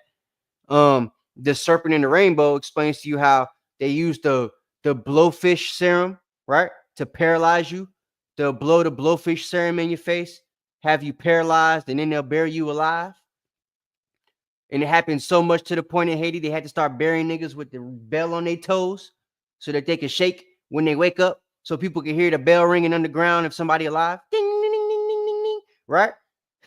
So those are instruments of cruelty, right? That ain't nobody of the 12 tribes is doing. Ishmael's a wild man. He's cutting niggas' heads off on YouTube camera, right? Letting you see everything. He ain't burying niggas alive and tying bells to their toes and stuff, right? Nobody that crazy but them. This is part of the characteristics. You know them by their fruit. Something else it talks about, right? Was that it on that? Did it talk about them being brethren here in 49? Or is that 33? Con, that was verse 5. All right. Yeah, verse 5. Okay, so them being brethren, that talks about them sharing land, right? Because again, this is them befalling them in the last days. So if it says that they're going to be brethren, it's telling you that they're going to live in close proximity to each other in the last days. When you look at Hispaniola, right? That's the Dominican Republic in Haiti. They're put together, right? It's clearly a northern kingdom and a southern kingdom because we have the Arawak Taino that were there, right? Which the Dominican Simeon would make up that part of those people, right? Along with the Puerto Ricans or Ephraim and part of Manasseh, right? All three of those groups are subgroups of what they call today Arawak Taino Indians, right? But they're just not all the same, which you could see if you do your research. So just like they have that subgroup all classified as Arawak Taino, but they are different. You can't just call all the people that look like Native Americans and say they all the same. That's the difference between Reuben and Gad, right? So Simeon and Levi, they're brethren, they share land together, right? They also have a hatred for each other as far as the instruments of cruelty, right? They use those against each other. So these are things that we have to think about as well. Give me Deuteronomy 33 on them brothers. Hey, look, I found Levi, but I ain't see Simeon in there. So he might not be there. Yeah. Levi ain't here though. This is Deuteronomy 33 and verse 8. And of Levi he said, let thy Thummim and thy Urim be with thy Holy One, whom thou didst prove at Massa, and with whom thou didst strive at the waters of Meribah, who said unto his father and to his mother, I have not seen him, neither did he acknowledge his brethren, nor knew his own children, for they have observed thy word and kept thy covenant. See that? So Haitians are very, very, very, very, very spiritual people still, right? That's part of their blessing, part of their gift, right? They also very good at going off. Hold on just a second.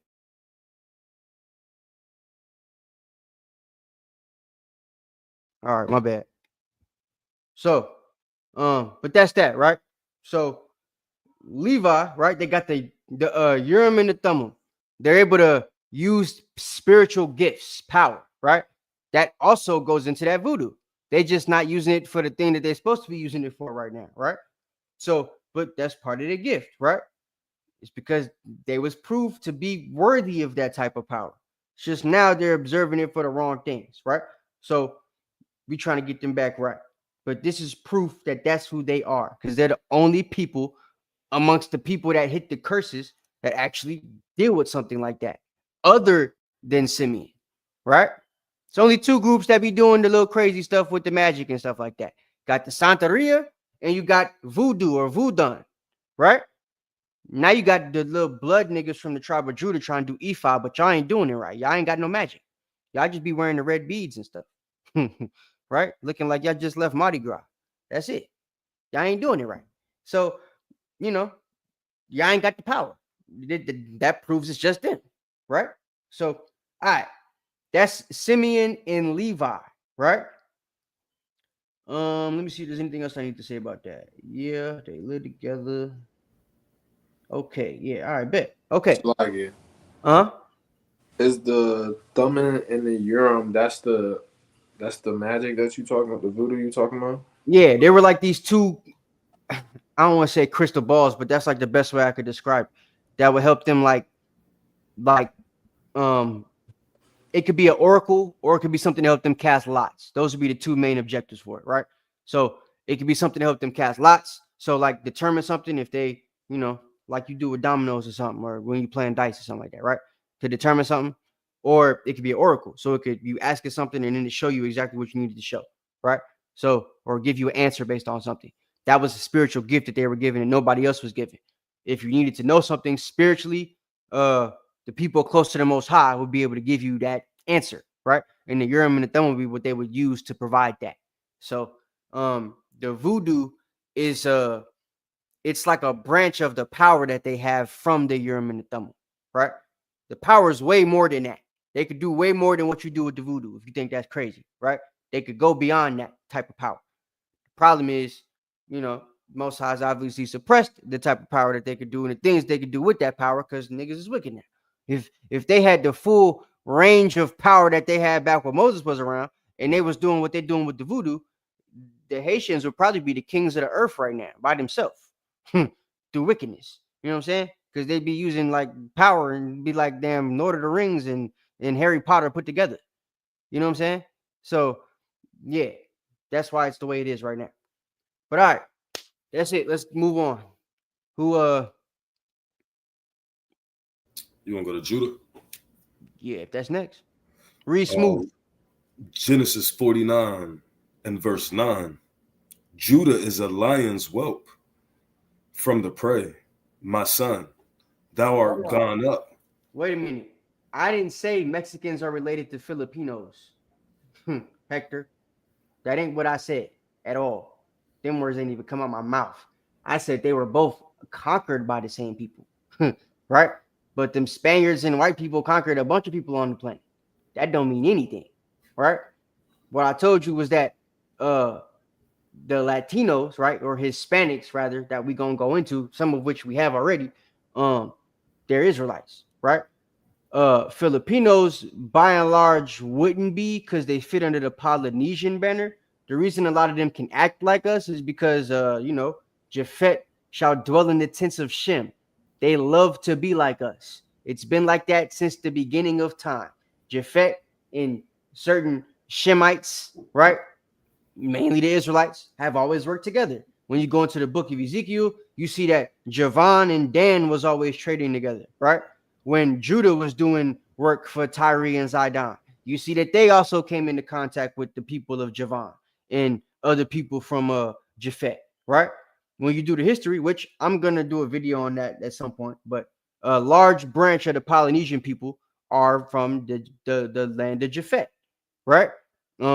So yeah, like your Rikishis and all them type people, those are his branch. I believe might be Israelite because we got people that moved over there with them while Dan and stuff was over there and Simeon and stuff. But vast majority of the Polynesian people, your Max Holloways, if you will, right? That nigga's a Japhetite. He ain't Judah or Israel, so to speak, right? So that's that. And the Filipinos would fall in the same branch. Them being people that are closer to Asia, they've just mixed with a lot of Asian people, so they've carried their some of them carry that phenotype. But when you go to the Philippines, not all of the Filipinos look like straight up Asian people. Some of them look Hispanic because they got a, you know, Shemite type of look to them, if you will, due to being around us for so long. So yeah, never said that they was related to the Filipinos. I never said that. But we'll do you know, a class on that because I actually got one I'm working on to prove who Japhet is. So who are the Chinos from the slave trade? We are going to talk about that when we get to Issachar, okay? So yeah. All right, where y'all at? It's only 2 of y'all now. So, verse 9. All right, and then Antonio, you're gonna get Deuteronomy 33. Just get that and go to Judah, so that you can hold it. You know what I'm saying? All right, go ahead. Verse 9. Judah is a lion's whelp from the prey. My son, thou art gone up. He stooped down. He couched as a lion, and as an old lion, who shall arouse him up. So he crouched as a lion, right? And read the beginning again. It says he is a lion's whelp, right? Come. So lion's whelp it's significant of rulership, right? We're also going to see that for one more tribe, which nobody talks about, which I'll explain in a little bit. But the lion's whelp is significant of rulership. Okay, so the ruler, if you will, is always likened to a lion. The lion's whelp is something that basically it's a roar, right? When a lion roars in the Serengeti, he's letting all the other animals know what the deal is, right? Not to come around here. This is my territory. I'm the ruler of this place, right? That's what a roar can do in the wild. A lion's whelp is the same thing. Judah is the people that's going, they the first ones to wake up. The tents of Judah shall rise first. So when you think about it, they literally had the first cry, if you will, of who the Israelites were. They were the ones on the streets really doing the work before anybody else, right? When you go into F.S. Cherries and your Araminta, Harriet Tubmans, and your Nat Turners, right? They was the ones on the ground doing work before everybody else was. So Judah being that lion's whelp, that's significant of their rulership, that scepter never departing from Judah. Go ahead. Read what's after that. Verse 10. No. Like read what's after that in the verse, after the lion's whelp. You're going to go. Okay, I got you. Judah is a lion's whelp. From the prey, my son, thou art gone up. So from the prey, they are gone up, right? So there's certain situations where, Judah was prey and they were able to get up out of it, like slavery. There's other situations where they were actually the hunters, right? And were able to take over their prey and win certain battles and take over certain places, like David did, right? Or like the Anglo-Saxons did, right? King James people, you feel me? Mycenaeans and stuff. So all that type of history. All right, go ahead. He stooped down. He couched as a lion, and as an old lion, who shall rise him up? So as an old lion, who shall rise him up, right? Because, when you look at an old lion, so when you look at an old lion, right? Old lions, they don't really, they don't do much. They just lay down and sleep. Like how you have an old dog. The old dog don't do nothing. Just lay on the floor and sleep all day, right? So same thing with an old lion. Who gonna rouse him up? In order to get that old lion to do something, you got to really piss him off. You got to, you got to rouse him up, right? That's how the nigga is in America. Y'all don't want to be like, y'all got a little bit of money now. They gave you some freedom, Martin Luther King and stuff. Now you want to be rappers, right? You learned how to scam. You're robbing banks through the internet. You know what I'm saying? Like niggas wax fat, right? So they done got lazy. That's what it's talking about. Y'all asleep now, right? There's no invigoration to free yourselves like it was during the time of Nat Turner or even during the time of Martin Luther King and Malcolm X. Now niggas is little baby. You know what I'm saying? Getting hugs from the back and stuff because they so comfortable here, right? So, yeah, that's that. Keep going. Read what's after that part. Verse 10. Okay, bet. The scepter shall not depart from Judah, nor a lawgiver from between his feet. Nor the lawgiver from between his feet, right? This is significant of Hamashiach Yahushua, but also the kings that we had that were prevalent from the nation before that, right? Yeah, we had Saul, he's from the tribe of Benjamin, no. The kings y'all really talk about is David and Solomon, right? They from the tribe of Judah, right? So the scepter did not depart from Judah. That's what it is. It's always between their feet, right? So, people say King James of the tribe of Benjamin. You talk about King James, cool. But Charlemagne, that's the king, right? And I ain't gonna say that. So yeah, I was gonna say something else, but I'm not gonna say that. So, but kings of Judah, right? There's big prominent kings of Judah that throughout history, right? If you do your history, most of the kings that we had in history that were black, right? That's most likely where they was come from. So yeah, I don't know what Claude was talking about. I ain't even like a blunt word for what. I don't understand. So weren't the Spanish and Portuguese Jew? Yeah, Spanish and Portuguese Jews were black, but they were taken to Africa when they were kicked out. They didn't go to Spain. We ain't talking about them right now. But all right. So y'all have like a problem with sticking with the topic of the lesson. Y'all be asking all the most random questions. Like it don't make no sense. It's crazy. So that's it on Judah, right? Give me Deuteronomy 33. It's still some more on Judah, though, I think. Okay, well, go ahead and read the rest on that then.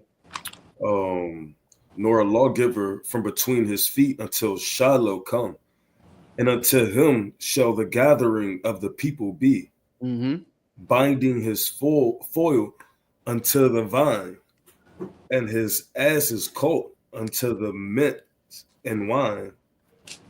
Cool. All right.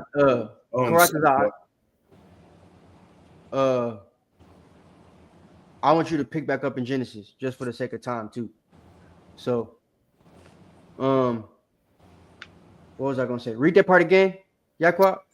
Verse 11: binding his foil unto the vine, and his ass's colt unto the choice vine. He washed his garments in wine. So that's talking about Hamashiach Yahushua and what he's going to do in the last days, right? Because again, this prophecy is what will befall them in the last days, right? So that's what we have to understand. This is all what's going to be able to correlate with them in the last days. And if you listen into the history, that's what we're talking about here. Oh, word. Okay, cool. All right. Yeah. All right. So that is it on Judah now, right, Yaqua? No, you still got another verse. All right, read that next verse. Just read smooth. And his clothes in the blood of grapes. His eyes shall be red with wine, and his teeth white with milk. All right, cool. So that's Hamashiach Yahushua ran through the treading through the prophet, treading through the wine press. You know what I'm saying? Taking out the nations. Okay, Deuteronomy 33. And Yaqua Karatazar gonna take over from that. So I'm gonna give you other precepts to read. Antonio, if you got that still, Deuteronomy, give me the Judah part. Khan, it's the book of Deuteronomy, chapter 33 and verse 7. And this is the blessing of Judah.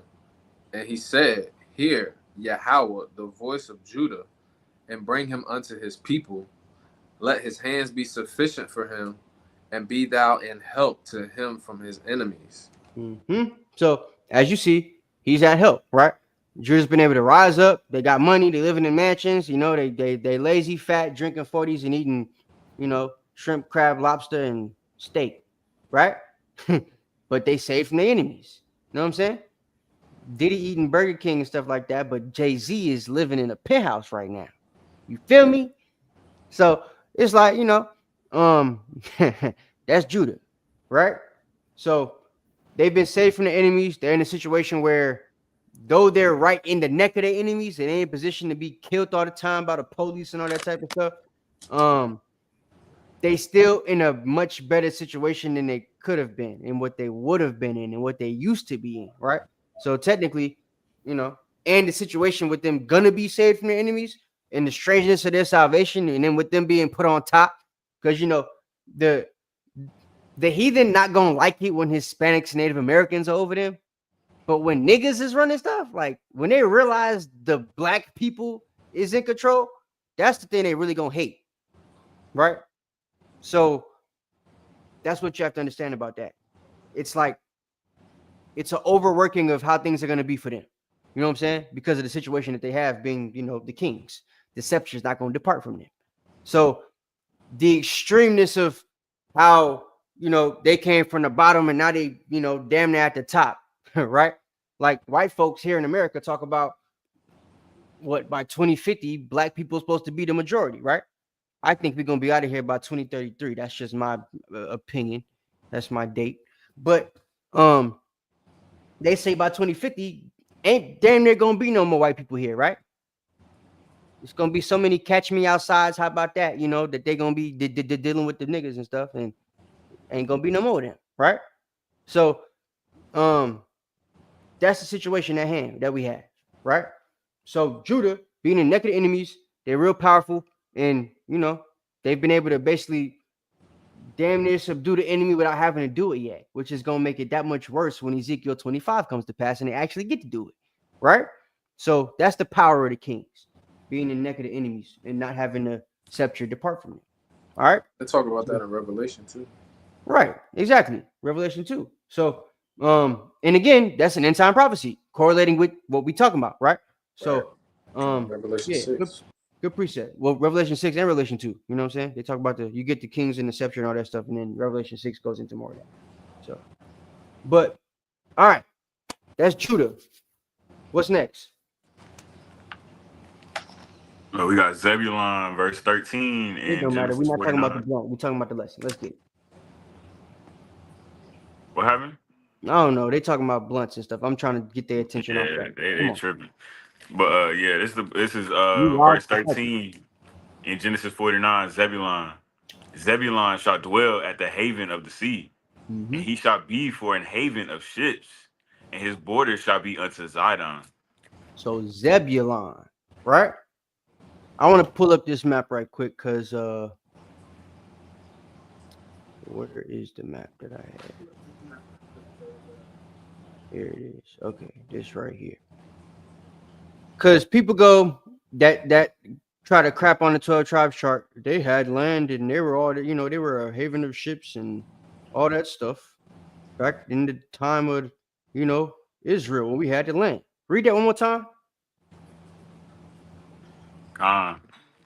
Verse 13 in Genesis 49. This is Zebulon.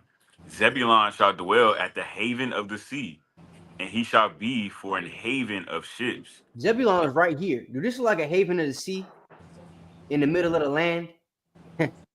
Huh? That's not a haven of the sea, guys. This is landlocked. Ain't no water. But this is where Zebulon was in Israel. So this end time prophecy has to be talking about a water-filled people that are used to water, people with ports that are, you know, used to ships, right? So they're going to have a haven of ships. What could that be? Well, read the rest of the prophecy and we'll try to determine that. Go ahead. And his border shall be unto Zidon. His border shall be unto Zidon. Now, this is important, right? Because this is also something that goes into the lack of understanding that people have of history. There's a sect of the Israelite community that teaches that the Olmecs are actually Israelites, and that's a lie from the depths of hell. Right? They're not. The reason there's some Mexicans or Hispanics, but mainly Mexicans, that look like Olmecs and might have their phenotype is simply because they mixed with them, right? Tyre and Sidon were rubber people. The Olmecs are rubber people, right? Tyre and Sidon are known for having ships and traveling, right? When you go into Ezekiel 27, the chapter that we go over to show that Dan and Javan was doing stuff and Judah was a trader and a merchant, right? They're merchants for Tyre and Sidon in that chapter. The people known for traveling the seas, right? So the Olmecs made it to the Americas after the 12 tribes got to the Americas, right? Because when we got here, it was a land never no man dwelt. We was the first ones here. Problem was we came here with a separate people, which were the Assyrians, right? And then we had the Olmecs come after that. So there's now 3 groups of people in this land mixing together. That's why you have some Hispanics and Native Americans that look black, because either they were mixing with each other or they were mixing with Olmecs, right? Then you have the Hispanics that look like what we call Hispanics, Latinos today. That's because they didn't have any contact with the black people that were in the land, right? And then you have people that look like a mix of both. That's because they were doing just that, mixing with both. Okay? So now you understand, right? Who was in the land. Now it says that their border is going to be what? It says, and his border shall be unto Zidon. His border shall be unto Zidon. Now, obviously, that's not talking about that old picture we talked about of the, land of Israel. So let's let me pull some up right quick.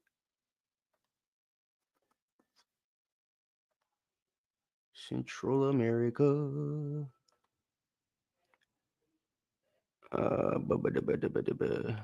Hold on. So Guatemala to Panama. Where's my Panama Canal? Can y'all see that map? Y'all see that? Okay. Bet. All right. So look. This is the Panama Canal. Okay. Let me zoom out a little bit.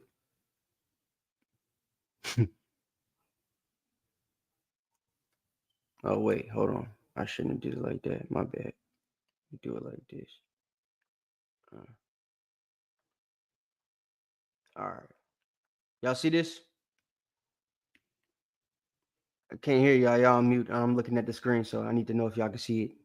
We can see it. Okay. The water. All right. So,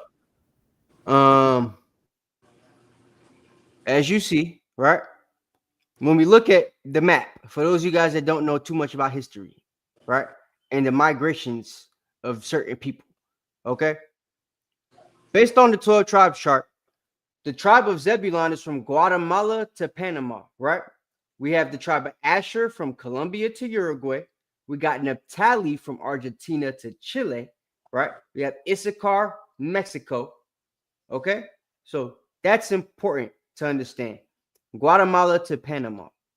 Let me show you this right quick. Guatemala to Panama, right?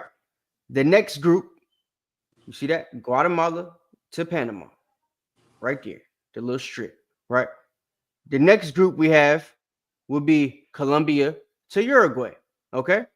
So when you look at the map, where's Colombia? Colombia, right, to Uruguay, okay? Diagonal, right? Your Puchis and all that type of stuff, Mapuche and stuff, right? Asherites and Incas and all them people. So between them, right around here on this coastline, right at the tip of the Panama Canal, this is where the people called the Olmec settled, right? They also came up here to Guatemala, right between Mexico, which is why they were able to mix with them, right? So when it talks about their border being to Tyre and Zidon, you know why it says that? Because based on the history, the Olmecs, who will be Tyre and Zidon, were literally above and below these niggas. I don't know how clear or how much more clear the prophecy could be than that, right? Google proof. Hold on. Where did Olmecs settle? In the Americas. Hold on. Wait a minute. Because, niggas on the internet be saying stuff. I don't want us to look like we just be saying stuff. Olmec settled in the hot, humid lowlands along the Gulf Coast of Mexico in what is now the Mexican states of Tabacosa and Veracruz, right? Now, when you do the history of where they moved, right, in their migration periods as they move further south to do them little head mound thingies that you see all the way in Brazil and all the way in Uruguay and Paraguay and all them other places that they left in big ass rock heads and stuff, right? They moved south. They didn't go up. That's why you don't find them in North America, right? So based on the migration period and this map that we're going to bring back up again, it only makes sense looking back at the Panama Canal, right? You have the haven of ships. Boom. Right here, right? They come this way. They come this way. You can make it through the Gulf, right? You could go that way. You could pull up this way and go through the Caribbean, right? You can cut through the Caribbean and go all the way to New York if you want to. You feel me? You could stop in Mexico. Look, you got all this water you could travel. So it's a literal place that ships could come. All the ships that come and get their little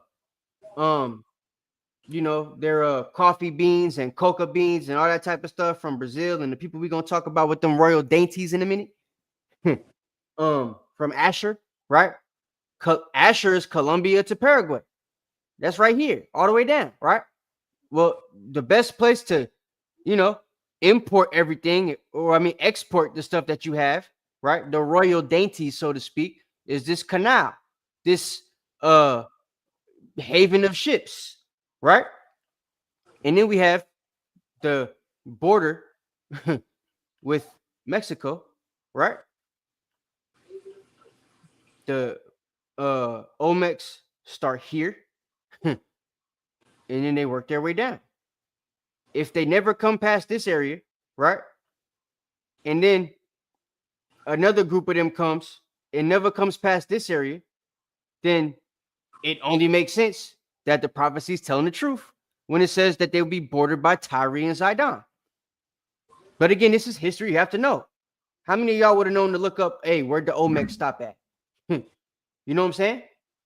And a lot of y'all don't look that up, which is why y'all just disregard the chart. Oh, it's fake because you ain't think about that. You the one that ain't get the right history research we use in school, nigga, not me. So it's things you can put together, but it's based on the history that you can learn, or the history that you know, or the research that you've done, which is what our elders did when they made the chart. Research, right? And they claim to logical conclusions that we're still able to teach you today because they make sense, right? All right, what's next? Did we get Deuteronomy 33 for Zebulon? Get that right quick. It's the book of Deuteronomy, chapter 33 and verse 18. And of Zebulon, he said, rejoice, Zebulon, in thy going out, and Issachar in thy tents. They shall call the people unto the mountain. There they shall offer sacrifices of righteousness, for they shall suck of the abundance of the seas and of treasures hid in the sand. I don't understand how all these dudes got Hispanic names, but they seem to think like white people about how Hispanics and natives got here. Are y'all like bots or trolls or something? Bertie Rodriguez, why would you think with a Hispanic name that the Bering Strait is a real thing?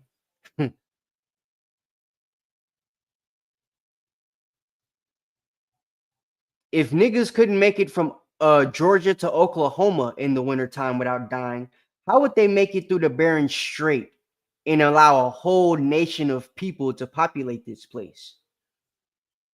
You know how many people died during the Trail of Tears, Bertie Rodriguez?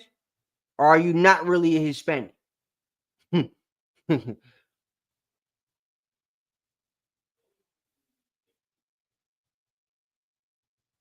You could think that. Ain't no equivalent for Genesis 42 and 8 if that has nothing to do with the chart, though. Like, what in the world is wrong with you people? Genesis 42 and 8 says, and Joseph knew his brethren, but they knew him not. But they, not him. What does that have anything to do with the chart, Fabian Jimenez? You see what I'm saying? This is the stuff we're talking about. So I'm going to ignore you guys with the fake Hispanic last names now because I don't think y'all know anything now at this point. What about the Pacific Ocean slave trade, Bertie? That has nothing to do with the Bering Strait. Pacific Ocean slave trade and Bering Strait are two different things, Bertie. You just asked about the Bering Strait. Why are you bringing up the Pacific slave trade? What the hell is wrong with you, Bertie? All right, let's go. Keep going. I'm tired of y'all. You duck monkey. How does what proves the Northern Kingdom was black?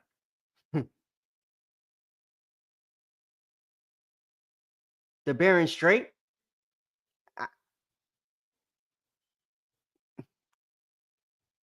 Go ahead.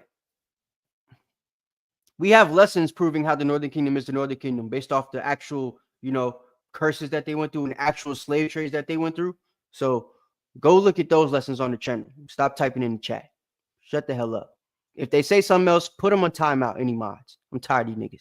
Go ahead, read. That was it on Zebulun. All right, cool. So read that one more time because I don't forgot what you said. I ain't gonna lie. Come. This is the book of Deuteronomy, chapter 33 and verse 18. And of Zebulun, he said, rejoice, Zebulun, in thy going out, and Issachar. Oh, that's what it is. They don't think they're Israelites. Okay, cool. That's fine. He thinks I look black. If I got my dad on stage, they'd realize I'm actually related to them, you fucking idiot. Get off my damn chat. Go ahead. Whoever read. It's the book of Deuteronomy, chapter 33 and verse 18. And of Zebulun, he said, rejoice, Zebulun, in thy going out, and Issachar in thy tents. Mm-hmm.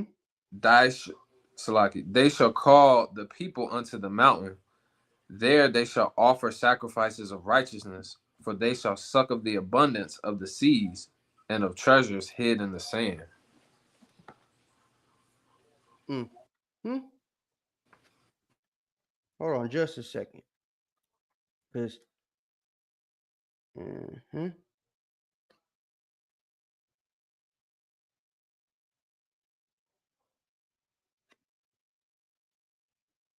all right, so look.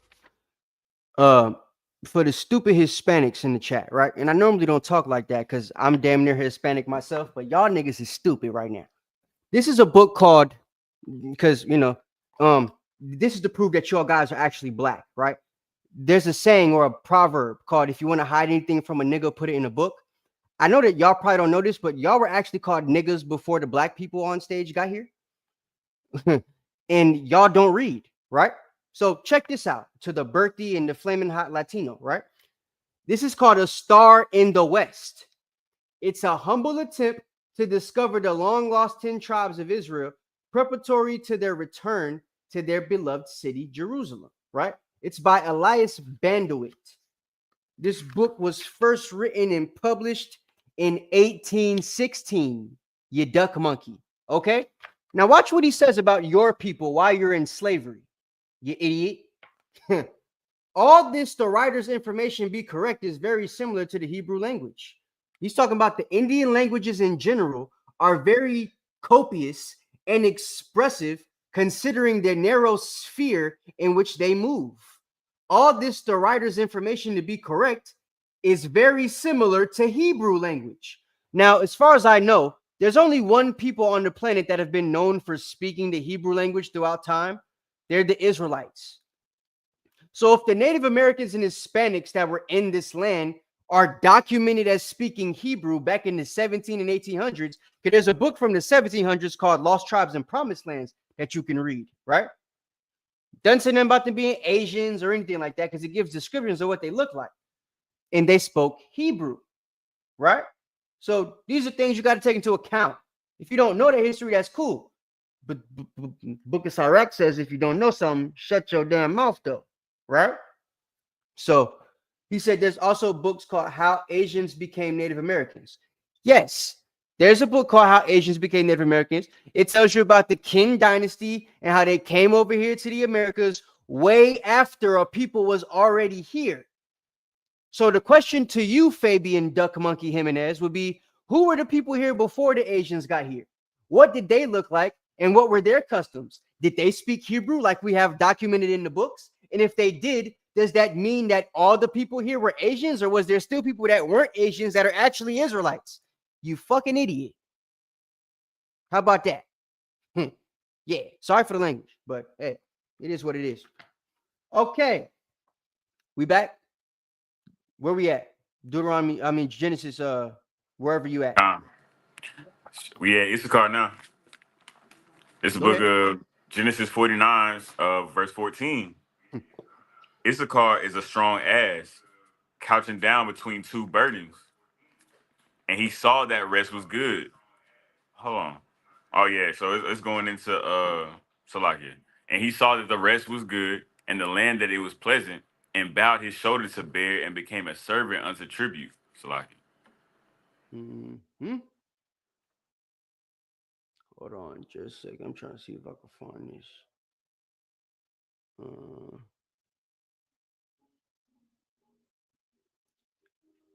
Hold on a second.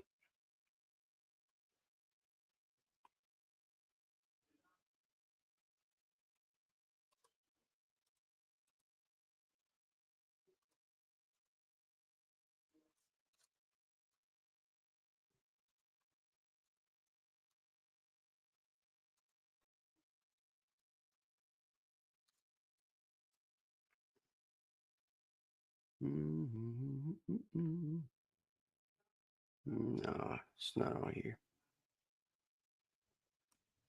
All right. All right, go ahead. Read Issachar again. One more time. My bad. Con, Issachar, Genesis 49, verse 14. Issachar is a strong ass, couching down between two burdens. And he saw that rest was good, and the land that it was pleasant, and bowed his shoulder to bear, and became a servant unto tribute. All right. So Issachar, servant unto tribute, right? Mexicans are known for working for very small wages, right? They're serving unto tribute. An ass between two burdens, right? Hold on. Symbol of donkey. Saddlebags. All righty. So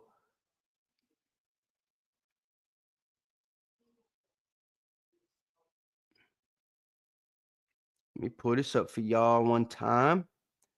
I'm gonna show you something about the Hispanics from Mexico, right? All right. Now, this is a Mexican donkey, right? How they describe the donkey.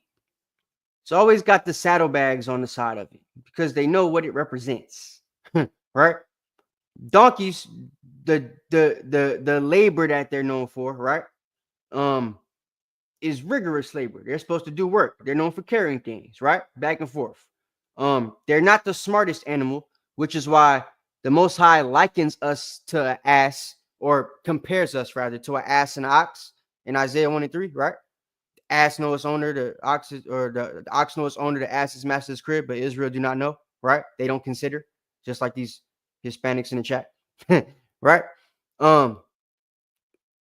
So, and for those of y'all that don't know, right, there's two groups of retarded Israelites out there. There's a group of Negro only. There's a group of Hispanic only, right?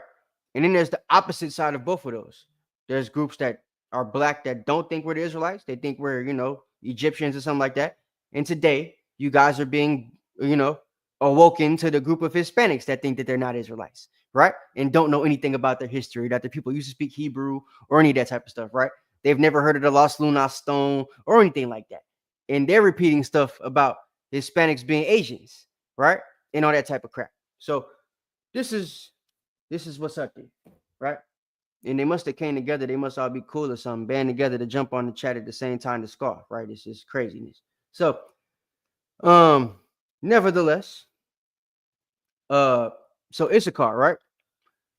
Like we were showing you with the saddlebags, they are ass, right? Read that part again. Issachar is a strong ass, couching down between two burdens. And he saw that rest was good. And the So land an ass crouching down between two burdens. The ass crouching between the two burdens is, it's as if a donkey is kneeling down to allow you to put things in the saddlebags, right? He's ready for work. That's what it's symbolizing, right? And Issachar means he is hired. What is the thing that you know about the Mexicans? They ready for work. He be hired all the time, right? For what? A little bit of money, because they're slaves to tribute. They do whatever they can to get to the Americas, even though the people in the Americas don't like them, and they be trying to build walls to keep them out of the land that they freaking founded and stuff like that, right? They call them immigrants. They make them think that they're people of immigrants. They vote for Donald Trump. You know what I'm saying? Mexicans will live in America, and they will know that, well, they probably don't know, but the history shows that they used to be Aztecs, the ones not related to Spaniards, right? Which means they were here before the Spaniards. And they will actually speak as if the white folks here that don't like them aren't immigrants. And they will go through the laws and everything that the white folks want them to do to come into America. And once they get in, they will actually speak against the other Mexicans that don't want to do that stuff because they know their history and know that they actually, they're supposed to control this place and that it was stolen from them, right? And they will actually, there's a sect of the Mexicans that will get on those people that know the history, right? And refuse to bow to the rules of the white man, right? And they will actually make them look like they the stupid ones, They will vote for a dude like Donald Trump that clearly don't like them and is trying to build a wall to keep their people out, just to keep their own people out, right? Because they were able to get in. That's also significant of the ass, because asses don't really do anything for themselves unless they're, made to do it. An ass isn't going to eat unless you put the food in front of it. An ass is not going to do work or move unless you beat it, right? You have to smack an ass on the ass to make it move. That's what you do with the animal because they're that dumb, right? Unfortunately, there's a large percentage of Issachar that has the same characteristics. They show the same fruit as the animal that the Most High is liking them to, right? Which is why they were likened to that animal. So there was also a slave trade that involved the Hispanics and Native Americans, right? Which we have documents I could show you guys if you stay to the end of the lesson, because you apparently don't know your history. But Salaki. All right, go ahead. I heard a breakdown too when it talks about them being couching down between two burdens. The actual placement of where they end up now, because if you look at the map, Mexico is in between South America and North America. So if they go north, you know what I'm saying? Yeah. They want to kick them out too. If and you then look if at they it like that, they can't go south either because they don't feel like that they're a part of the South American culture or people either. So yeah, I feel that. That makes sense too. That's a breakdown you could give. But for those of them that can get over there, build a business, it's not really gonna be a burden for them. Know what I mean? So that's why I like the breakdown we given where you literally can see as far as the animal is concerned, right? You've got two burdens on both sides of the animal, and it has to crouch down and put something within those saddlebags. So that's typically how the donkey, moves. And that actually is what the verse was talking about. But what you said about the map, that makes sense too, because it has something to do with the last days and where they at too. So I would definitely take it. Something else about them. It said that they saw rest was good, right? There's a tradition that the Mexicans have that nobody else has, where they just will sleep in the middle of the day for no reason because they saw that rest was good. It's called a siesta, right? Let me show you.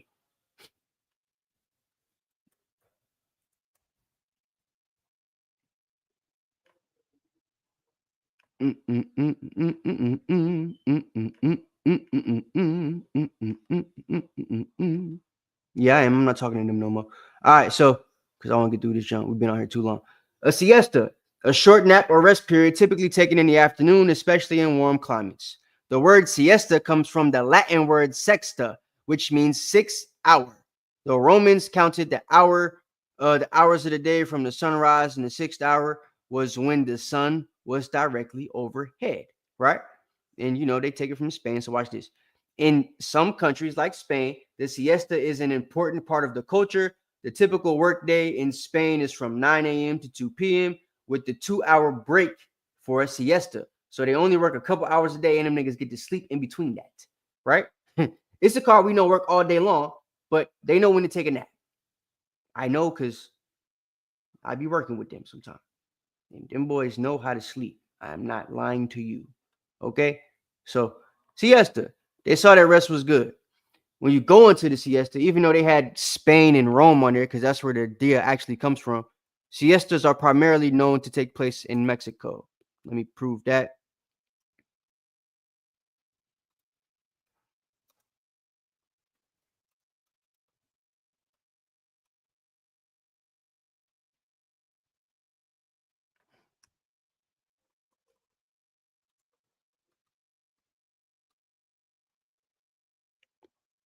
Hold on, let me pull this up.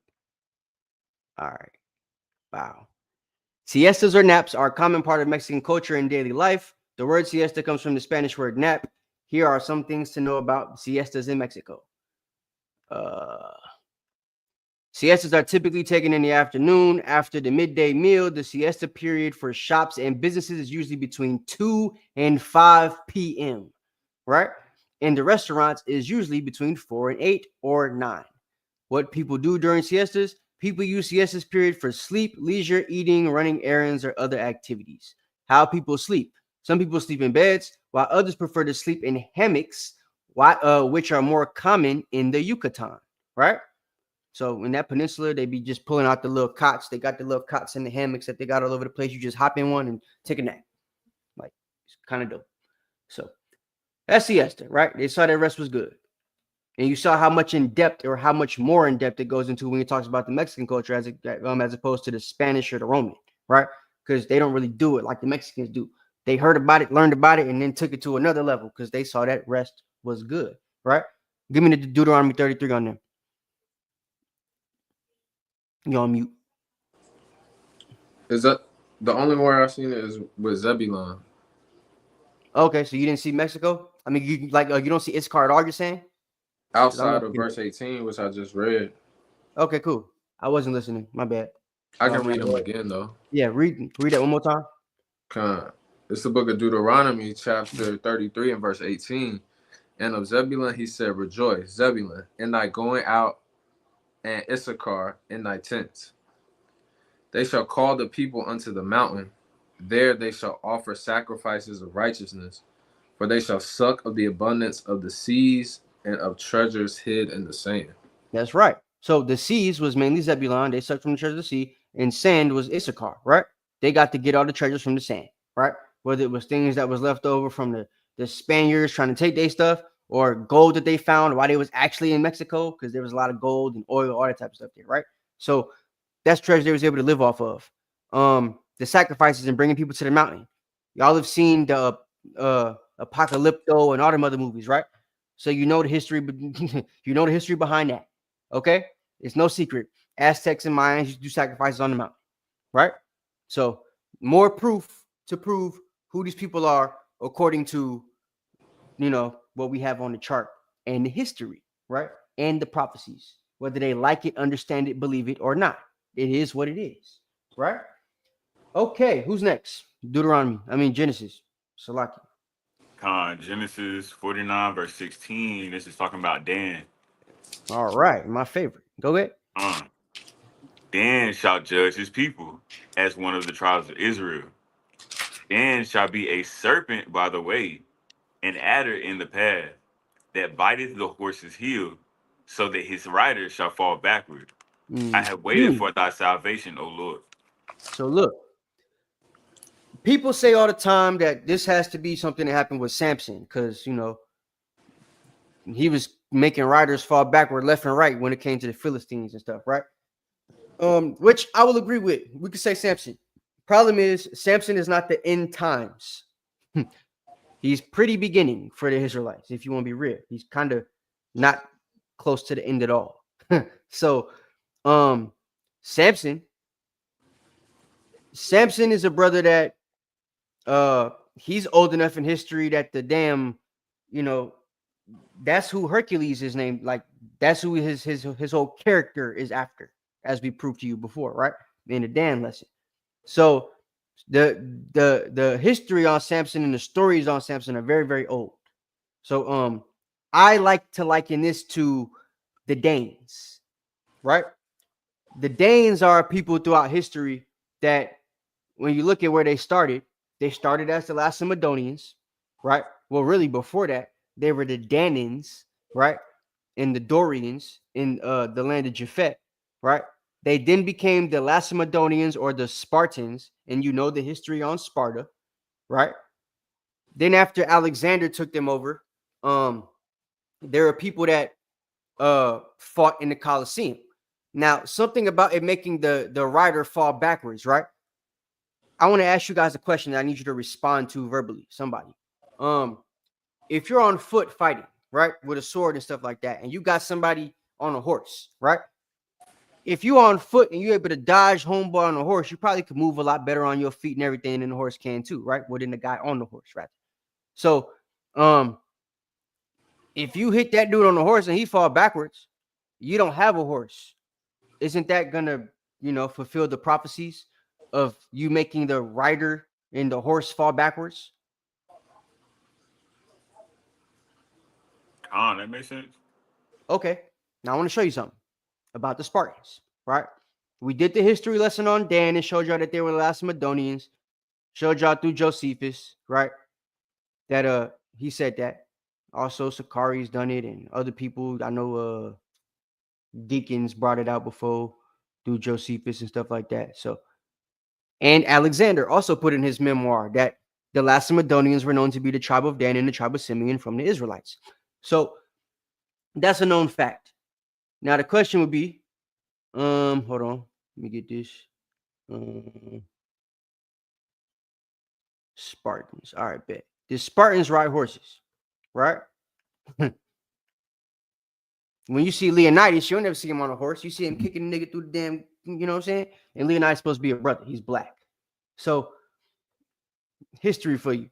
The statement is generally true. Spartans did not commonly ride horses in battle, as they primarily relied on their infantry tactics, right? So, infantry tactics, especially when you're going against people that ride horses, would make sense for you to have tactics that would allow you to move around the horses and, knock off the riders. So, this is something that happened a lot throughout history, especially with the Spartans, right? When you look at the Danes are also people that didn't ride horses a lot, right? Anglo-Saxons rode horses. The Danes took horses from the Anglo-Saxons and then began to be horse riders. But at the beginning of their conquest, you always see them on ships and then moving from the ships to feet. That's what they were known as Vikings, right? So they primarily didn't use horses, which would make it easy for them to take people that were on the horses off of their rider, right? So that's that. See brothers rubbing their eyes and stuff. Niggas tired. Let me see. All right, I gotta bring this out too. So, keep going on that. Or was that it on that for Deuteronomy? I mean for Genesis. That was it on that for Genesis. Give me the Deuteronomy right quick so we could tie that in. It's the book of Deuteronomy, chapter 33 and verse 22. And of Dan, he said, Dan is a lion's whelp. So stop right quick. Hold on. Dan is a lion's whelp, right? As I told you guys before with Judah being a lion's whelp showed rulership. People hear Dan being a lion's whelp and Samson wasn't a ruler. And Samson's the only people that y'all ever bring up from the tribe of Dan. The tribe of Dan were the Danes. The Danes took over France and Europe and Scotland and Wales. Before that, they had all of Greece and Sparta, right? That's rulership. That's a lion's whelp. That's control, right? I told you that based on my family history. Shows that we have relations to the Navarre kings and the Bourbon kings of France, right? Those were Danites. When you look at their history, the Louis and the Henrys, right? They were all of the Danes. So those black brothers that were kings in France, they had a lion's whelp. They were rulers, right? So, and they're closer to the end times. King Louis XVI died in the end of the 1700s, right? Right before Napoleon took over. That's not too long before slavery, right? The last group of slaves, and also the Code Noir, right? I'm gonna have a lesson on that to prove to you that the Louis actually were trying to do that indentured servitude thing like King James and his people were, right? And once they actually put King Louis XIII put a white guy in control of his slave trade, and the white guy actually did things with the Jewish people that he wasn't supposed to do because we didn't have relations with the Jewish people in France. But they actually got together with them according to the documents, and that's how the French people ended up making the French black people that were coming to the Americas slaves. or the Americans rather, made the French people come to the America slaves. In the Code Noir, the black people that were in France that were coming to the Americas, according to the code, they were allowed to have slaves if they could afford it. So they were coming over here as slave masters too. The problem was with them being black and there already being a white monopoly over here, right? After the death of King James and his people, they didn't allow that to happen with the French. So once that happened, and then they kill Louis the 16th, Napoleon is able to take over through the Louisiana Purchase and make all of those black people slaves. I actually have the proof to prove that now in the documentation. So I'll be doing a lesson on that soon. But this is just more proof that the tribe of Dan is actually in America. A lot of them, right? They're not like some scattered lost tribe and stuff like people try to say. I just didn't do the goddamn research. The fact that they're a lion's whelp shows they had to be a ruler of something. Samson didn't rule anything, but the whore, right? And the things that he was ruling as far as war. So, but a whole nation, not really. He wasn't a king of anything, so to speak, right? But that's what the lion's whelp signifies. So the tribe of Dan had to be ruling something, or has to be a ruler of something before the end times, commence, before they end. So I advise you guys, or to do some research on that, right? Which we did for you in the history lesson, where we showed you guys who the kings were and the different dynasties they had and all that type of stuff, right? So Sparta, Primitive Empire, the Franks and the Jutes and the Gauls and all them type people, right? So Danes, Saxons, Vikings, we did all that. All right, what's next? Oh, also, the last thing, you said leap from Bashan is the last part, right? You didn't read that, Antonio? And they shall leap from Bashan? I can read it from the top. Yeah, go ahead, because I want to show that too. It's the book of Deuteronomy, chapter 33 and verse 22. And of Dan, he said, Dan is a lion's whelp. He shall leap from Bashan. So quickly, right? With Bashan, just to give you the research. People say that Gad come from Gilead. Gad actually lived in Bashan, right? Bashan is also within the territory of Laish. If you know anything about Laish, that's the place that the tribe of Dan went and took against their allotted heritage, right? From Tyre and Zidon. You feel me? Because they didn't get the land that they wanted from the Philistines. They couldn't win the war by themselves, right? So once they got defeated by the Philistines, they get mad because they ain't got enough land. They go up to Laish and take that against the will of what Moses was giving them and stuff like that, according to the prophecy and things they were supposed to get, their allotment, right? And they take Laish and name that Dan. That's how they end up with a southern Dan and a northern Dan, right? Well, Laish is actually very close to the borders of Bashan. So when it talks about they shall leap from Bashan, it's because, well, that's basically where they came from. When I gave you guys a lesson and showed you that during the Assyrian captivity, they dipped. So they weren't actually put in captivity by the Assyrians. They left, right? They heard about it from the other people that they were doing merchants with, that the Assyrians was going to come and take over Israel, and they didn't go back. They hopped on a ship and never went back. So they didn't get put in captivity, right?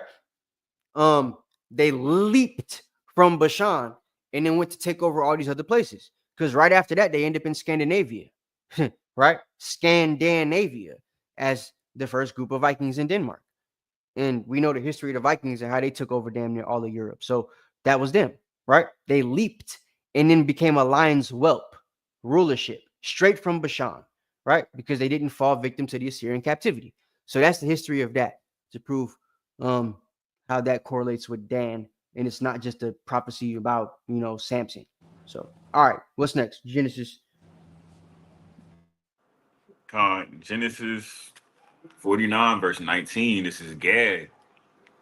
Gad, a troop shall overcome him, but he shall overcome at the last. Okay, simple, right? A troop shall overcome him, but he shall overcome at the last. So Gad had the cavalry, right? They took over damn near everything in America. They had the biggest land allotment because they were the lawgiver, right? They got the biggest portion for themselves. And well, that's it, right? Read Deuteronomy 33 because it's going to give a lot more context as to the blessings and how to discover them. It's the book of Deuteronomy, chapter 33 and verse 20. And of Gad, he said, blessed be he that enlargeth Gad. He dwelleth as a lion. and teareth the arm with the crown of the head. And he provided the first part for himself, because there, in a portion of the lawgiver, was he seated. Mm-hmm. And he came with the heads of the people. He executed the justice of Yahweh and his judgments with Israel. And we see proof of that by one, they're the only people of the whole Northern Kingdom tribes that still wear their fringes on a primary basis, regular basis, right? Whether it's their powwows or whatever. You don't see the Aztecs don't do it unless they wear a poncho, which very rarely they do now, right? Same thing with the Incas and all that type of stuff. They only wear it when they got ponchos on, right? Not even at their little festivals and stuff like that do they wear their old authentic garments. They don't do that no more. They put on little old lady dresses, the old country dresses and stuff like that, like people used to wear back in the 1800s, right? And just put different colors on them and stuff.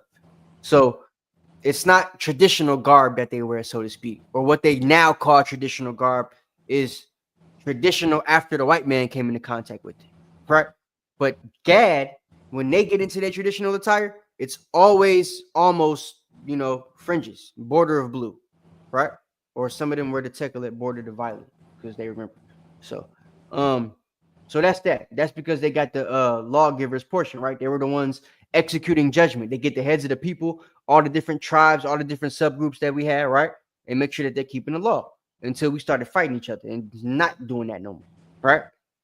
So yeah, go ahead. I feel like that cut what everybody be saying too. Can't no man judge me. Only God can judge me, using Tupac's words. But it's like you see here that people was given the course of action to judge too. That's right. Oh Lord. Hey Fernando, you're gonna have to go and go and watch the classes that we do on these topics that you're asking, because I'm teaching a class here that actually answers what you're saying. So I want to answer your questions, but I can't keep answering them because it's drawing away from the lesson. So we have classes on the grafting in and all that type of stuff. I think we just did that like within the last 2 weeks. You could go and watch one of the last 2 Milk Mondays, right? And actually go see how you're grafted in as a Northern Kingdom Israelite if you are not a Spaniard. Go ahead. What's next? So Gad, right? Also, last thing about them, tearing the crown of the head, right?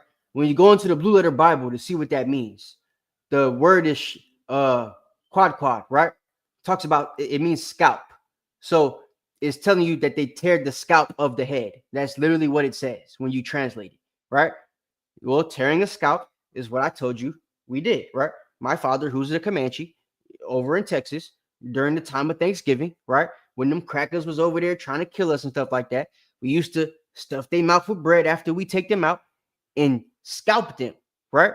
My grandfather used to walk around with his scalp till he died. That's why I always got a knife on me and stuff. So like, scalping is something that they did. It's what they were known for, right? So much so that the white man got mad that they were getting scalped so much and made an entire feast day to get them back for it. That's Thanksgiving, right? The whole ritual with the turkey being the body of the natives with no head, and then being stuffed with the stuffing, which is the bread that they used to put in our bodies because we was putting it in their mouth, right? And the cranberries that signify the blood that comes out the body after you cut the head off.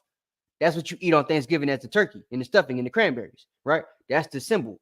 Well, they got the idea of doing that to us because of all the white bodies they was finding on the ground with their heads, with no scalp and bread in their mouth, right?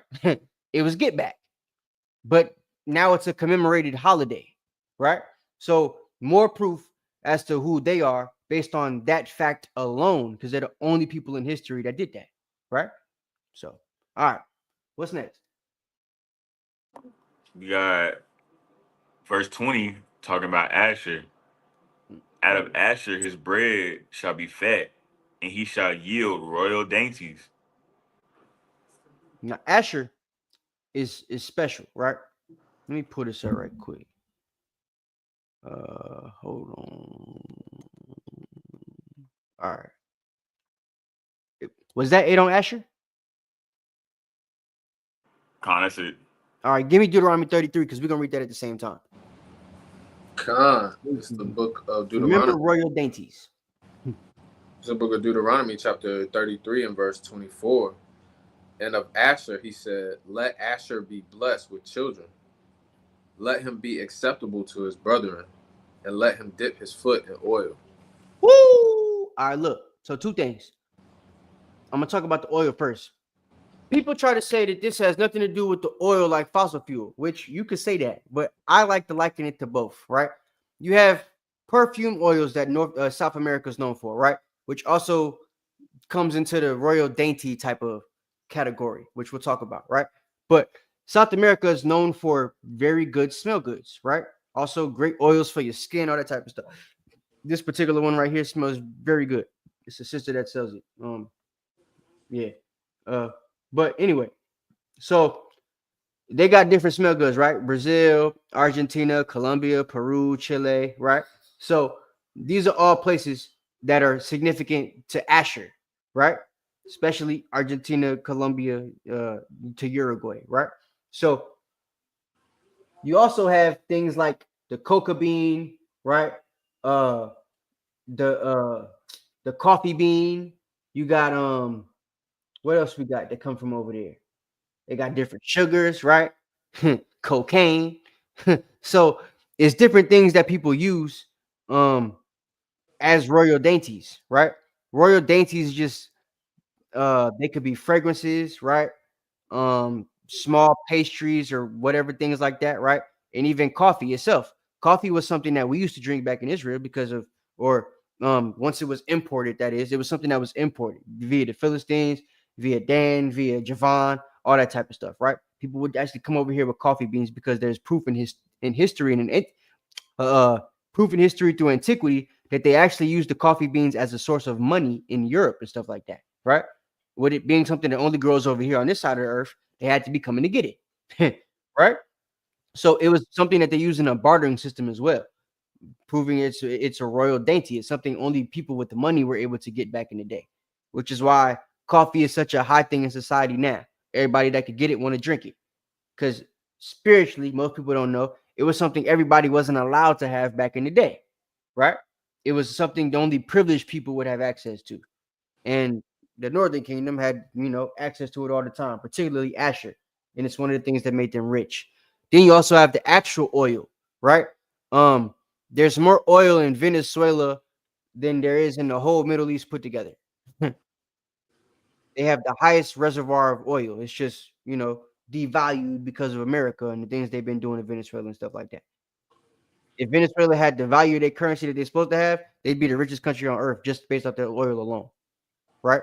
In the way that the Western countries value oil as a, proprietary money source. So that's that on Asher, right? They got all these different things. The Amazon rainforest is also something that's very powerful, yields a lot of fruit, yields a lot of resources for them, right?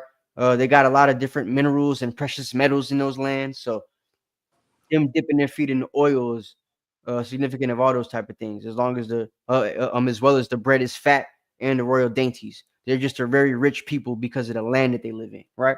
And we see that because of the place they're in the last days. We didn't see that back in Israel where Asher was stationed in the map, right? So what's that? Just to back up what you were saying, that Venezuela has the richest crude oil in the world. There it is, right? I be talking, but I'll be trying not to lie to y'all, But you got to cover your steps on here, Cap. Nah, that's facts. That's facts.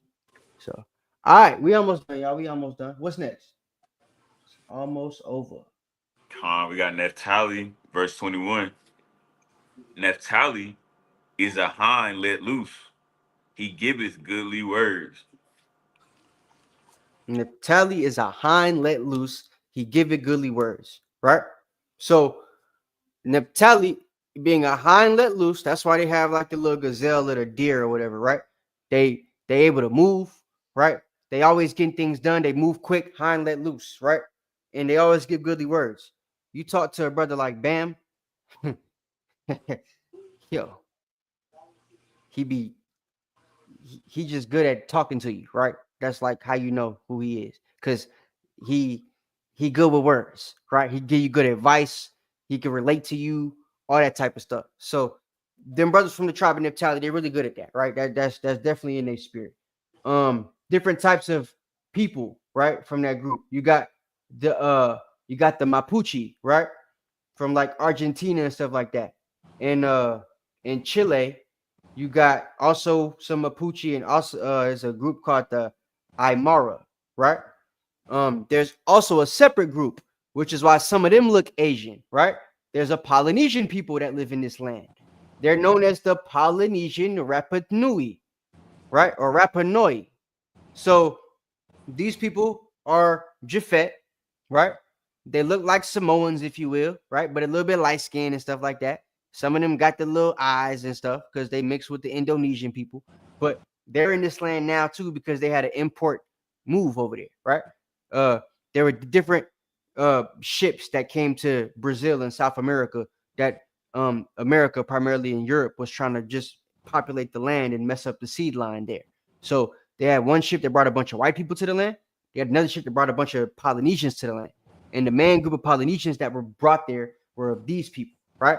And the place they settled was in Asher's land. So a lot of them are out there as well. So that's just to give you guys a little bit of history on them and why they even look the way they look. But obviously, right, based on the website that I showed you guys, the BMF oils and stuff, it tells you guys a lot of the different rich resources that they have that they would qualify as royal dainties in the Bible.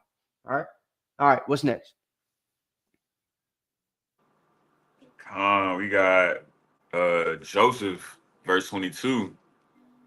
Joseph is a fruitful bow, even a fruitful bow by a well, whose branches run over the wall.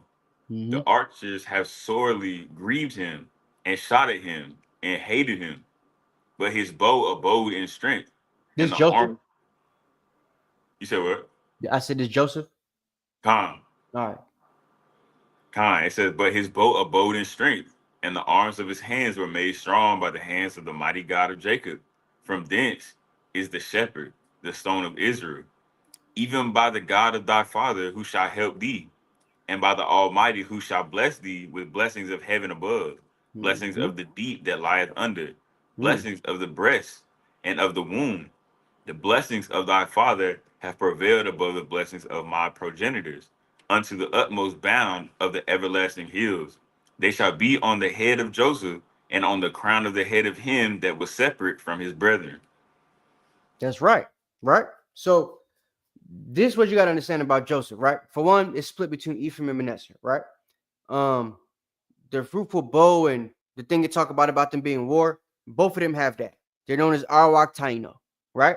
They were great warriors, especially when it came to the white man coming over here and stuff like that, right? Something to think about.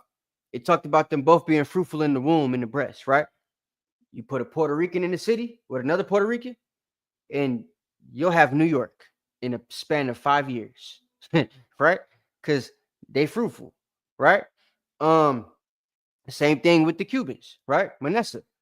Something else talk about the wall, right? What did it say about the wall that you read, Karatazar?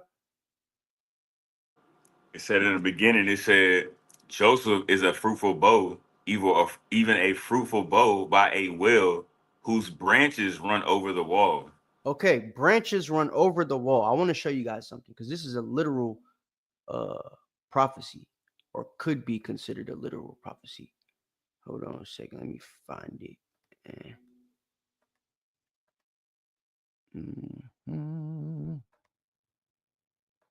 Where is the wall?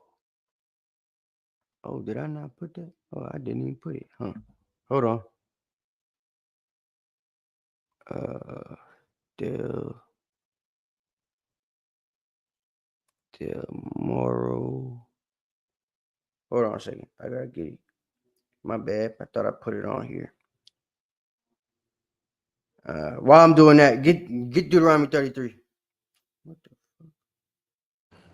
Khan, this is the book of Deuteronomy, chapter 33 and verse 13.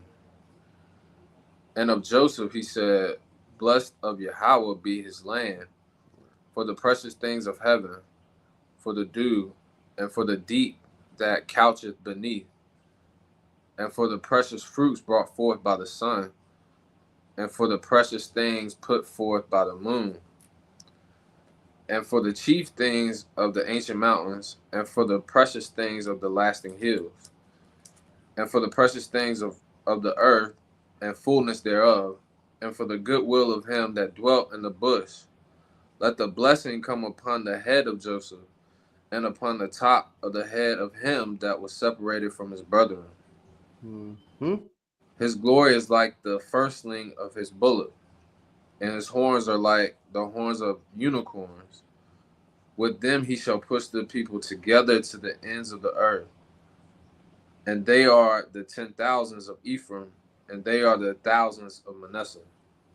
That's right. All right, hold on. Famous.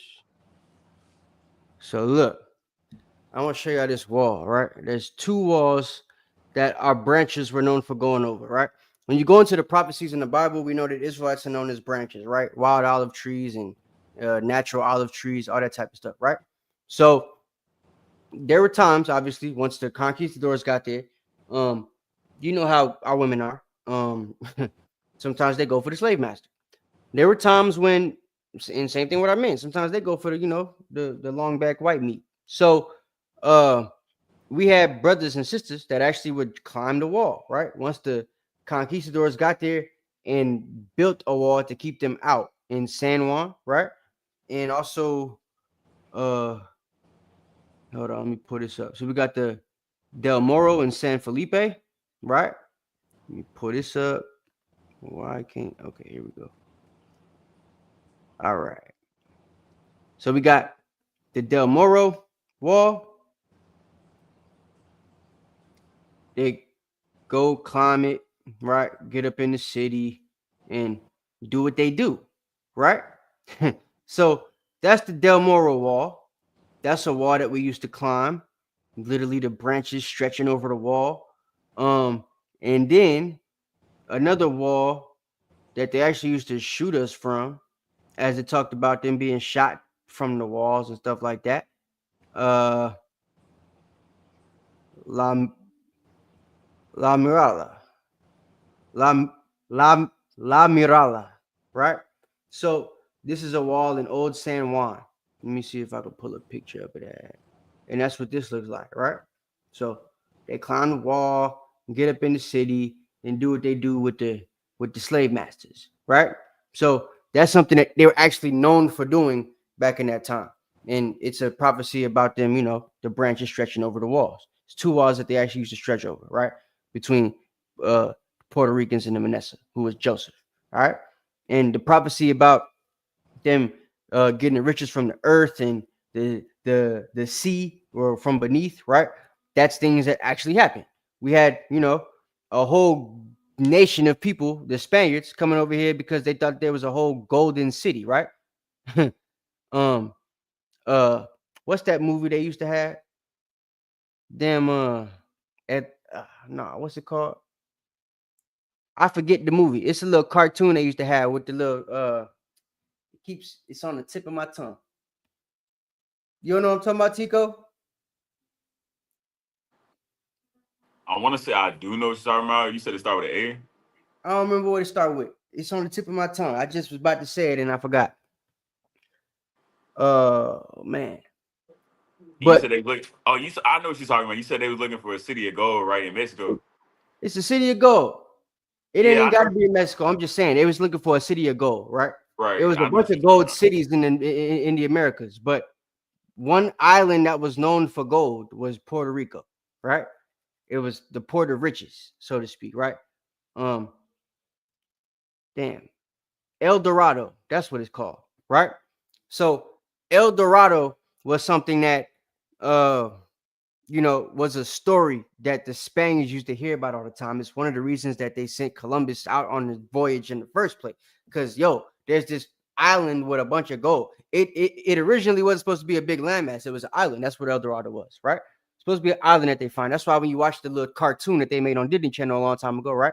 The two white guys on the boat, they're going through the waterfall and all that type of stuff because it's supposed to be an island that they own, right?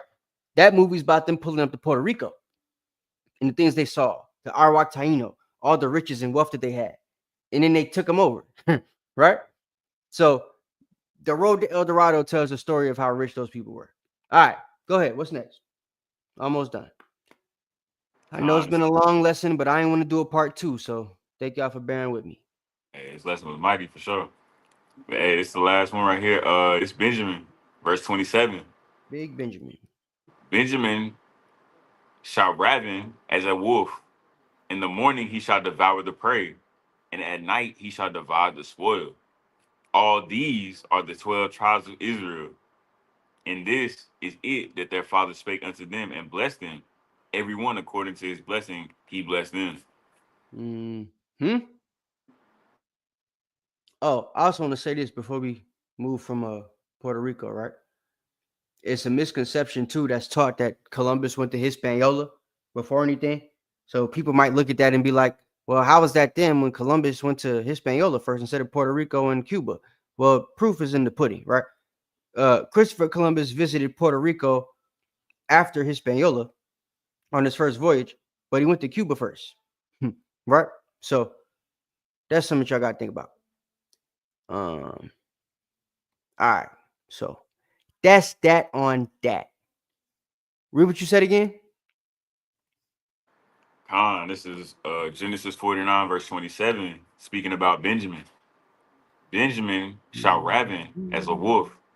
In the morning he shall devour the prey, and at night he shall divide the spoil. So the morning divide the prey, at night divide the spoil, right? There's instances in the Old Testament that we talk about this, but also speaks about how they were able to conquer different places in the world, right? We teach that a lot of camps teach, including us, teach that King James and his family, the Stuart line, are of the tribe of Benjamin, right? If you look up the history of the Irish annals, which a lot of people I know haven't done, but we did this a little bit in the lesson with Dan, because we had to show how King James family weren't the Danites, but they end up in Europe, you know, in Ireland, Scotland, Wales, and England, mainly before any of the Danites got there. And that's who they was fighting as the Anglo-Saxons and the Danes. When they fought, it was Judah versus Dan, basically, right? Judah, Benjamin versus Dan and Simeon. So, and Levi scattered between the two of them. So it's like, that's what that was, right? And Benjamin, when you look at the Irish annals, the way that they took over Ireland, particularly, right? Which was the first place that the Vikings actually pulled up to when they came into contact with it. When they took over Ireland, there was a couple of Japhetites there, you know what I'm saying? A few Edomites, because they described them, how they was living in the caves and all that type of crap. But they literally did what this scripture said, as far as what happened in the nighttime and what happened in the daytime, right? Go ahead and read that again. Khan, this is Genesis 49, 27. Benjamin shall raven as a wolf. In the morning he shall devour the prey, and at night he shall divide the spoil. So people try to liken this to the incident in Judges where the Benjamites, you know, had sex with the Levite's concubine and she died, right? They raped her. I ain't gonna say I said they what's the word? I should use? Graped her, right? We don't use certain word for it. But so yeah, they use that word, right? And after that happens, a Levite cut her up and divided her and sent 12 pieces to the 12 tribes, right? So it wasn't a Benjamite that divided the spoil. You can't use that prophecy for this account, right? So you have to use something else. Plus, it has to be something that befalls you in the last days. That wasn't a last day prophecy, happened in the book of Judges. So only thing I could think of, according to Benjamin, where they divide the spoils, you know what I'm saying? In the read it again. I don't want to misquote it as far as the order. Khan. Genesis 49, 27. Benjamin shall raven as a wolf. In the morning he shall devour the prey.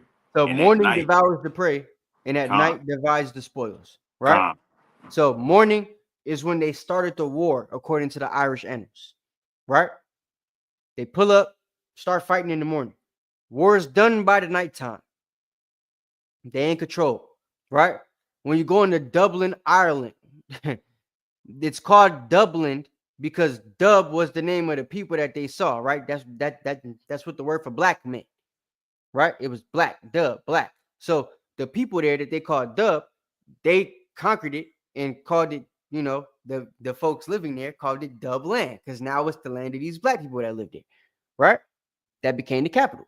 When they divided the land between Dublin and whatever the white, damn, what's that white, the place in Ireland that most of the white people lived at? I can't think of it right now. But that other place that's famous in Ireland besides Dublin, right? It ain't Finland, is it? Finland. No. Finland's its own place. Hold on a second. Now I gotta look it up. Hold on. Irish cities. Waterford. All right. I think it's Galway, right? So we got Dublin, which is where we were, which is the capital, and they were primarily in Galway, Waterford, and Cork. Okay, so we divided it. Literally, we divided the two lands amongst each other. I believe Dublin is up in the north, and all them other places are south. Right? We got the big mountain, and they got the caves at the bottom. Right? So that's literally what the situation is. We divided the spoils, meaning the land and the things that came with the land. We started the war in the daytime, and the war ended at night, right? And the Irish Annals tells you the story of that. So that's a prophecy you could go into. And I believe that's why a lot of the elders call King James Benjamin instead of Judah, because it's proof that it was Benjamin that was doing that. So raven as a wolf just mean they crazy. And it's no different, you know. Jamaicans are big on machetes and stuff too. And well, they crazy. Right? I'm with a Jamaican. She crazy. Crazy as hell. So yeah, you know, that's what it is, man. They rapping as a wolf. What you got in Deuteronomy 33? It's the book of Deuteronomy, chapter 33 and verse 12. And of Benjamin, he said, the beloved of Yahweh shall dwell in safety by him, and Yahweh shall cover him all the day long, and he shall dwell between his shoulders. So the Most High keeping them in safety. He dwells between their shoulders, right? I'm gonna just show you this, and we're gonna shut it down because it's late. But y'all heard of the hurricanes and stuff like that be happening, right? It's one nation that's close to the Most High that always get jacked up. And there's one nation that's close to the Most High that damn near never gets touched. They be smoking and playing reggae music on top of cars during the hurricane. Because you can see it on YouTube, right? And Facebook Live and stuff. Instagram Live. You see them doing it. While everybody else inside, buildings falling on them and stuff. Right? So watch. Let me show you these and we're going to be done. With Matthew, which was the last big hurricane that hit the Caribbean, right? We had Irma, which was the most recent one, but it wasn't as bad as Matthew. Watch what happened to Jamaica during Matthew. While Jamaica was not directly hit by the eye of the hurricane, it did experience significant effects from the storm's outer bands, right? Which is water, wind, including heavy rain and flooding. We get that in Georgia, bro, during the hurricane. While they getting messed up, we get heavy rain and flooding. Do it mess us up? No. Right? A couple trees might fall if they got weak roots or whatever. If you ain't in the way of the tree, you good. We ain't got no problems, right? It says they weren't even in direct contact and they're in the Caribbean. We're in the mainland. They're right in the center of it. And the eye always missed them every time for some reason, right? It's because they in the hand of the Most High. They between his shoulders. He holding them, right? That's protection. Okay. So, what else do we got? Hold on. Just to show you. How many Haitians died in Matthew? They right next door, right? They're not that far. Number of people who died from Haiti in Hurricane Matthew in 2016 varies, with estimates ranging from 546 to 877. How many people did we see die in Jamaica? We ain't see any people. Right? They just got some rain and flooding. Meanwhile, close to 877 Haitians is dead. Right? Levi. Okay? So, you know, just a little bit of something for you. Yeah. Oh, okay. I put this one up too. Last one. All right. With Irma, right? Hurricane Irma didn't directly cause any deaths in Jamaica. It did cause significant damage to the island, right? And when you look at other Jamaican places, look, or Jamaican, when you look at other Benjamite places, you got St. Martin, right? 23 people, 4 died, 23 injured, right? Only 11 serious, which serious could vary. It could be a deep wound or something like that. Because when it's non-serious, it's like you got a scratch, you were thrown on the ground, your body might ache or whatever, you straight, right? They still document that as an injury. Serious injuries could be deep cuts or something you need stitches for, broken bones, any of that type of stuff, right? Some of which still aren't that bad. So this could be subjective, right? St. Bart's, 2 people died, 2 others seriously injured. So far we have 6 people dead, right? In multiple islands, I'm talking about, related to Benjamin. 500 to 800 people in one place related to Levi, right? U.S. Virgin Islands, 4 people. So no more than 10 folks dead the whole time out of the collective of Benjamite islands for this one hurricane that killed 877 Haitians in one area and a bunch of other people everywhere else. Right? So just proof that the Most High be keeping them protected, right? And that they dwell in safety. And they shall, because that's the prophecy. All right? So hope y'all understood this. I know we rushed through it a little bit at the end. I couldn't say everything I wanted to say because I have to, speak for 5 hours like I told you at the beginning to do that. There's never been a good 12 tribes lesson less than 5 hours. So keep that in mind. But this was just to show you guys it's definitely a real thing. You can put history together to track the people, which is what you're supposed to do. Hence why, Job 8:8 and Deuteronomy 32:7 say what they say, because you have to go back and track history to make those to follow the law on those verses, right? So, this was to show you mainly that within the realms of the 12 tribes chart and the history that you're supposed to be learning as an Israelite, it's very easy to track your people. There's no reason anybody should be saying that we don't know who the Israelites are. We can't track them. We can't find out what tribe we are, because though there may not be individual characteristics for families in the tribe, there are individual characteristics amongst tribes themselves, right? So each tribe will be known by their fruit. And we have examples of what their fruit will consist of between Deuteronomy 49 and Genesis 49 and Deuteronomy 33, right? So that's what y'all need to take heed to. If you don't know how to break it down still, keep your hand over your mouth and just keep asking questions. Because it's really not that difficult. It's just some history you need to learn. Some dots you need to connect, right? And like I said, the actual writing of us needing a chart in the Bible is Ezekiel 37. So, all right, that's it, man. One of y'all want to get Daniel 7:18? We'll close it out. Appreciate y'all staying up with me tonight. Yaakov, you want to get it?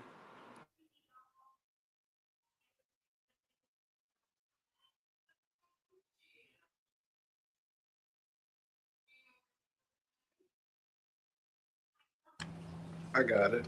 It's the book of Daniel, chapter 7 and verse 18. Oh, yeah. I definitely was saying the Chinos are our people. Them other actual Chinos came in, was trying to scoff and say that they're not. I wasn't saying that, though. Yeah. I think that if you were Black, Hispanic, or Native American of Negro or Indian descent based off your patrilineage or father's, heritage, you are an Israelite. And the curses will prove that. And the fruit of your nation will prove that as well, right? So that's what it is, whether you like it, understand it, believe it or not. If you are one of those people and fall within the realms of that and think you're not an Israelite, you probably aren't one, because the Spirit bears witness who we are, right? So if you feel like you're not one, I ain't gonna argue with you. But that don't mean that the other people that are in your same classification as or race aren't those people, right? So that's what I say about that. All right, let's get it. This is the book of Daniel, chapter 7 and verse 18. But the saints of the Most High shall take the kingdom and possess the kingdom forever, even forever and ever. I